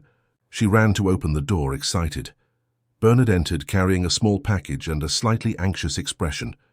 He wore jeans and a light blue shirt, his new uniform for weekends, so different from the immaculate suits he wore during the week. Good morning, scientist, he greeted, smiling at Julia. Ready to impress everyone today? I think so, she replied, her confidence wavering. Did you bring anything for the project? Actually, I brought something for you. He handed her the package, watching her expectantly. A small keepsake for good luck. Julia carefully opened the package, revealing a small, beautifully crafted antique brass compass with an inscription on the back, for those who seek new paths. Wow! Her eyes sparkled. It's beautiful. It looks super old. It was my grandfather's, Bernard explained. He used it on his botanical expeditions. I thought it should belong to another adventurous scientist. Really? Can I keep it? Of course. He would be happy to know it's with someone who values it. Julia hugged him impulsively, thanking him repeatedly. Louisa watched the scene with conflicting emotions. On one hand, touched by the generosity of the gesture. On the other, slightly bothered by the ease with which Bernard gave Julia significant gifts. Not out of jealousy for their growing bond, but out of fear that her daughter would get used to a material reality that Louisa alone could never provide. It's a very special gift, she finally said, approaching to examine the object. You must take very good care of it, Julia. I'll keep it forever, the girl promised solemnly, putting the compass in her pocket like a precious amulet. The journey to school was filled with Julia's growing nervousness as she repeated information about medicinal herbs like a soothing mantra. Bernard drove, occasionally asking questions to help her organize her thoughts, while Louisa made sure no material was forgotten. The science fair occupied the entire central courtyard of the school, with dozens of stands organized by category and school level. Julia's project, the only representative from the second year of primary school among works mostly from high school, attracted curious glances from other students and teachers. I'm nervous, the girl confessed as they arranged her designated stand. What if they think my project is silly compared to the older students? Your project isn't silly, Bernard assured her, helping her fasten the central poster. It's rigorous, well-researched, and addresses a relevant topic. Remember what we talked about, the value of traditional knowledge combined with scientific validation. And even if you don't win any prizes, Louisa added, organizing the samples, the important thing is how much you've learned in this process. Julia nodded, taking a deep breath to calm herself. She touched the compass in her pocket, like a talisman. Soon the courtyard filled with visitors, parents, students from other classes, teachers, and the judges, who circulated, evaluating each project.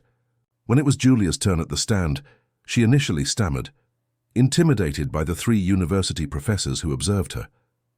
But she soon found her rhythm, explaining with growing confidence the methodology she had used to catalogue medicinal plants, the scientific studies that confirmed their therapeutic effects, and the importance of preserving both the species and the traditional knowledge associated with them. My main thesis, she concluded with surprising eloquence for a 7-year-old, is that we need to build bridges between ancestral knowledge and modern science to find new solutions for health problems, always respecting nature and traditional communities.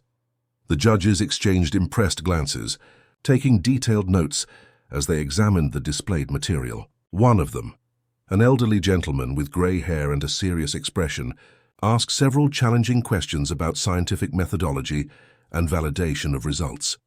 To Louisa and Bernard's surprise and pride, Julia answered each question clearly, honestly admitting when she didn't know something, but always offering intelligent reflections on how she could investigate further. "Extraordinary potential," the judge commented to his colleagues before leaving. "Rare to see such scientific maturity at this age." When the judges moved away, Julia ran to hug Louisa and Bernard, practically jumping with excitement. They liked it. "Did you see?" They really liked it. "Of course they did," Bernard replied, his pride evident in his voice. "Your project is excellent, and you presented it like a true scientist. I'm so proud of you, my love," Louisa added, hugging her again. The rest of the morning passed between visits to other stands, conversations with teachers and families of other students, and the growing anxiety for the awards ceremony, which would take place after lunch. Julia, now more relaxed, showed genuine interest in the projects of older colleagues, asking insightful questions that often surprised her interlocutors. During lunch, served in an outdoor area of the school, Bernard, Louisa, and Julia shared a table with other families. The conversation flowed naturally, as if they were a family like any other. No one questioned the roles they played, and they themselves seemed increasingly comfortable in that unconventional dynamic. It was then that Rebecca Adams, the director of studies, approached their table. An elegant woman in her 50s, she was known for her commitment to educational excellence and for the personalized treatment she gave to each student. "Mr. Aldridge." "Mrs. Oliver, I'm impressed with Julia's project," she commented, smiling warmly. "It's extraordinary to see such a young student demonstrating such scientific maturity." "All credit to her," Louisa replied, proud. "She's always been curious and determined." "And she had excellent guidance," the director added, looking at Bernard. "It's wonderful to see a father so engaged in his daughter's scientific education." An awkward silence fell over the table. Julia looked confused from Bernard to Louisa, who had visibly paled. "Pardon me," Rebecca said, noticing the discomfort. "I incorrectly assumed—" "Don't worry," Bernard interjected with studied calm. "It's a natural conclusion given the context." But the damage was done. Julia looked at the three adults, her brilliant mind quickly connecting the dots. "Is Bernard my father?" she asked directly, with that disconcerting frankness typical of children. Another moment of tense silence. The director murmured an apology and discreetly moved away, leaving the three alone with the question that hung in the air like a charged cloud. "Julia, dear, this is a conversation that needs to happen at home." Calmly, Louisa finally said, trying to buy time. "So it's true?" the girl insisted, her keen eyes fixed on Bernard's. "Is that why you suddenly appeared in our lives? Is that why you're always helping us?" Bernard looked at Louisa in a silent plea for guidance. They were in a public place, surrounded by other families, in the middle of an important event for Julia. It was the worst possible scenario for this revelation. "Julia, your mother is right," he finally said, choosing his words carefully. "This is too important a conversation for us to have here, but I promise we'll talk about it later, with all the honesty you deserve." The girl observed them for a long moment, her face reflecting a complex mixture of emotions. Confusion, surprise, perhaps even a hint of hope. Finally, she nodded. "All right." After the fair, the announcement of the award ceremony's start came as a temporary relief from the tension. Families headed to the auditorium, where the judges would announce the winners in different categories. Julia sat between Louisa and Bernard, unusually silent, her thoughts clearly distant from the competition. When her name was announced as the winner of the special honorable mention Young Scientist of the Future, an award created specifically to recognize her exceptional work despite her age, Julia went up to the stage with a restrained smile, so different from the exuberance she would normally display. "Thank you for the recognition," she simply said upon receiving the certificate and a small medal. "I hope to continue learning and contributing to science." Back in their seats, she accepted hugs and congratulations from Louisa and Bernard, but her gaze revealed that her mind was occupied with much more important questions than academic awards. The return home was silent, a stark contrast to the lively journey there. Julia looked out the window, occasionally touching the compass in her pocket. as if seeking not just physical but emotional guidance. In the apartment, while Louisa prepared tea for the three of them, Julia finally spoke, her voice small but determined. "I'm ready to listen now." They sat in the living room forming a triangle, Julia on the sofa, Louisa in the armchair beside her, Bernard in the chair opposite. No one touched the tea. "Is it true?" the girl asked again. "Is Bernard my father?" Louisa took a deep breath, gathering strength for the conversation she had always known would happen one day, but for which she had never felt completely prepared. "Yes, dear. Biologically speaking, Bernard is your father." Julia nodded slowly, as if processing complex information. "Why didn't you ever tell me?" "It's a complicated story, love." Louisa searched for the right words. "Bernard and I met a long time ago before you were born, but it was a brief encounter. When I found out I was pregnant, our lives had gone in very different directions. You didn't want him to know about me." The direct, almost accusatory question hit Louisa like a blow. It wasn't that simple. I was very young, I was scared, and Bernard lived in a completely different world from mine. "Your mother made the decision she believed was best for you," Bernard intervened gently. "And looking at the incredible person you've become, it's hard to say she was wrong." Julia turned to him. "And you? When did you find out about me?" "Only recently. The night you came to find me at the office with your letter." "The letter," Julia murmured, remembering. "Was that why you seemed so shocked when you read it?" "It wasn't just because of what was written. It was a moment of many revelations," he admitted.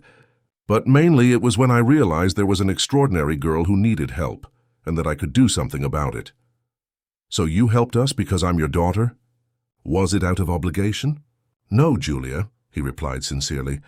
"I helped because your courage in seeking me out, your determination to protect your mother, touched me deeply. Discovering that we are biologically connected came later, and only strengthened my desire to be present in your lives." The girl reflected for a few moments, her face serious, so adult in its concentration that it was almost painful to watch.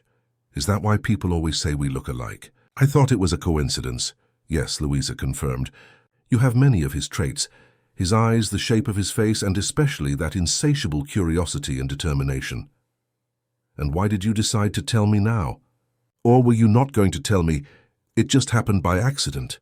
The question hung in the air, heavy, difficult. Louisa and Bernard exchanged uncomfortable glances. "We were planning to tell you," Louisa affirmed, choosing honesty. "But we wanted to wait for the right moment, when our own relationship was more defined." "What relationship?" Julia looked from one to the other, perceptive as ever. "Are you dating?" Another awkward silence. The question brought to light the indefiniteness that hung between Louisa and Bernard, the growing closeness that neither of them had named or openly discussed. "We are rediscovering who we are to each other," Bernard replied cautiously. "Building something new, different from what we had in the past." "Something that includes you above all," Louisa added. Julia nodded, absorbing the information. Then, surprisingly, a small smile appeared on her lips. "I always knew, you know." "Knew what, dear?" "That I had a dad somewhere. Not like the stories I made up when I was younger, but a real one." She looked at Bernard. "When you appeared, something inside me just recognized, as if a part of me always knew you would come one day." The simplicity of the declaration, the almost intuitive acceptance Julia demonstrated, deeply moved both Louisa and Bernard. It was as if somehow the girl had understood the situation on a level that transcended rational explanations. "You're not upset with us?" Louisa asked cautiously. "For not telling you sooner?" Julia considered the question for a moment. "A little. But I understand that adults sometimes complicate things that are simple." "And what would be simple in this case?" Bernard asked, genuinely curious. "That you're my dad, that you're here now, and that we can be a family." She shrugged as if the answer were obvious. "Different from other families, maybe, but still a family." Julia's crystal-clear perspective, devoid of the emotional and social complications that weighed so heavily on the adults, was like a lighthouse in the fog. Her ability to accept the truth and move forward, without resentment or dramatization, revealed surprising emotional maturity. "Can I call you Dad now?" she asked Bernard directly. The question caught him off guard. His eyes filled with suppressed tears, and for a moment he seemed unable to answer. "You can call me whatever you feel most comfortable with," he finally said, his voice choked. "Whether it's Bernard or Dad, the important thing is that I'll be here for you, regardless of the name you use." Julia got up from the sofa and, with the simplicity that only children possess, hugged him. "I think I'll try Dad for a while. See how it sounds?" Bernard enveloped her in his arms, finally allowing the tears to fall. It was a moment he had never imagined experiencing again after losing Michael, being called Dad, feeling the confident embrace of a child who recognized him as her protector and guide. Louisa watched the scene with conflicting emotions, joy for Julia's evident happiness, relief for finally having overcome this barrier of truth, but also a certain fear for the uncertain future that was unfolding. The bond between father and daughter was now officially established, recognized, named. What would that mean for the three of them as a unit, as a possible family? Julia pulled away from the hug, her face illuminated by an almost palpable joy. She extended her hand to Louisa, including her in the moment. "Come on." "Mom," group hug. The collective hug that followed was laden with meaning, a new beginning, an acknowledgement of long-hidden truths, a step towards a shared future, still undefined but full of possibilities. When they finally separated, Julia seemed lighter, as if an invisible weight had been lifted from her small shoulders. "I'm hungry. Can we celebrate my award and this with pizza?" The abrupt transition to the prosaic, so typical of childhood, broke the emotional tension of the moment. Louisa and Bernard couldn't help but laugh. "Pizza sounds perfect," Bernard agreed, with a special dessert for the award-winning scientist. While Julia ran to get the delivery menu, Louisa and Bernard exchanged a look laden with unspoken meanings, gratitude for the way the truth had been received, relief for the shared burden, and a silent question about the next steps they would take together. "I think we underestimated her ability to understand," Louisa commented in a low voice. "Children often surprise us with their resilience," he replied. Michael also had that ability to accept difficult truths with a wisdom beyond his age. It was the first time he had mentioned his son without pain dominating his expression. There was melancholy, yes, but also a serene acceptance, a recognition that it was possible to honor Michael's memory while building a new relationship with Julia. "We still have a lot to talk about," Louisa observed. "About what all this means for the three of us going forward." "Yes," he agreed. "But not today. Today is for celebration." Julia returned with the menu, her eyes sparkling with anticipation. "So can I choose the flavors?" "I want half pepperoni, half 4 cheese." "Sounds perfect," Louisa agreed. While Julia placed the order over the phone, behaving with the seriousness of someone carrying out an important mission, Bernard approached Louisa. "It's going to be all right," he murmured, as if reading her anxious thoughts. "I don't know exactly what the future holds for us, but I know we'll find our way together." Louisa nodded, allowing herself for the first time to fully believe in that possibility. Not a fairy tale with a guaranteed ending, but a real complex story, with challenges and joys, written day by the three of them. Across the room, Julia hung up the phone, announcing, 30 minutes. Her face shone with a simple, pure happiness, the joy of a child who, after years of unanswered questions, of fantasies created to fill voids, finally found her own truth. An imperfect truth, built on improbable coincidences, but which somehow seemed precisely as it should be. The compass she had received earlier rested on the table, its dial pointing firmly north, a silent symbol of the new path opening up for the three of them, an uncertain path, but one they would now follow together.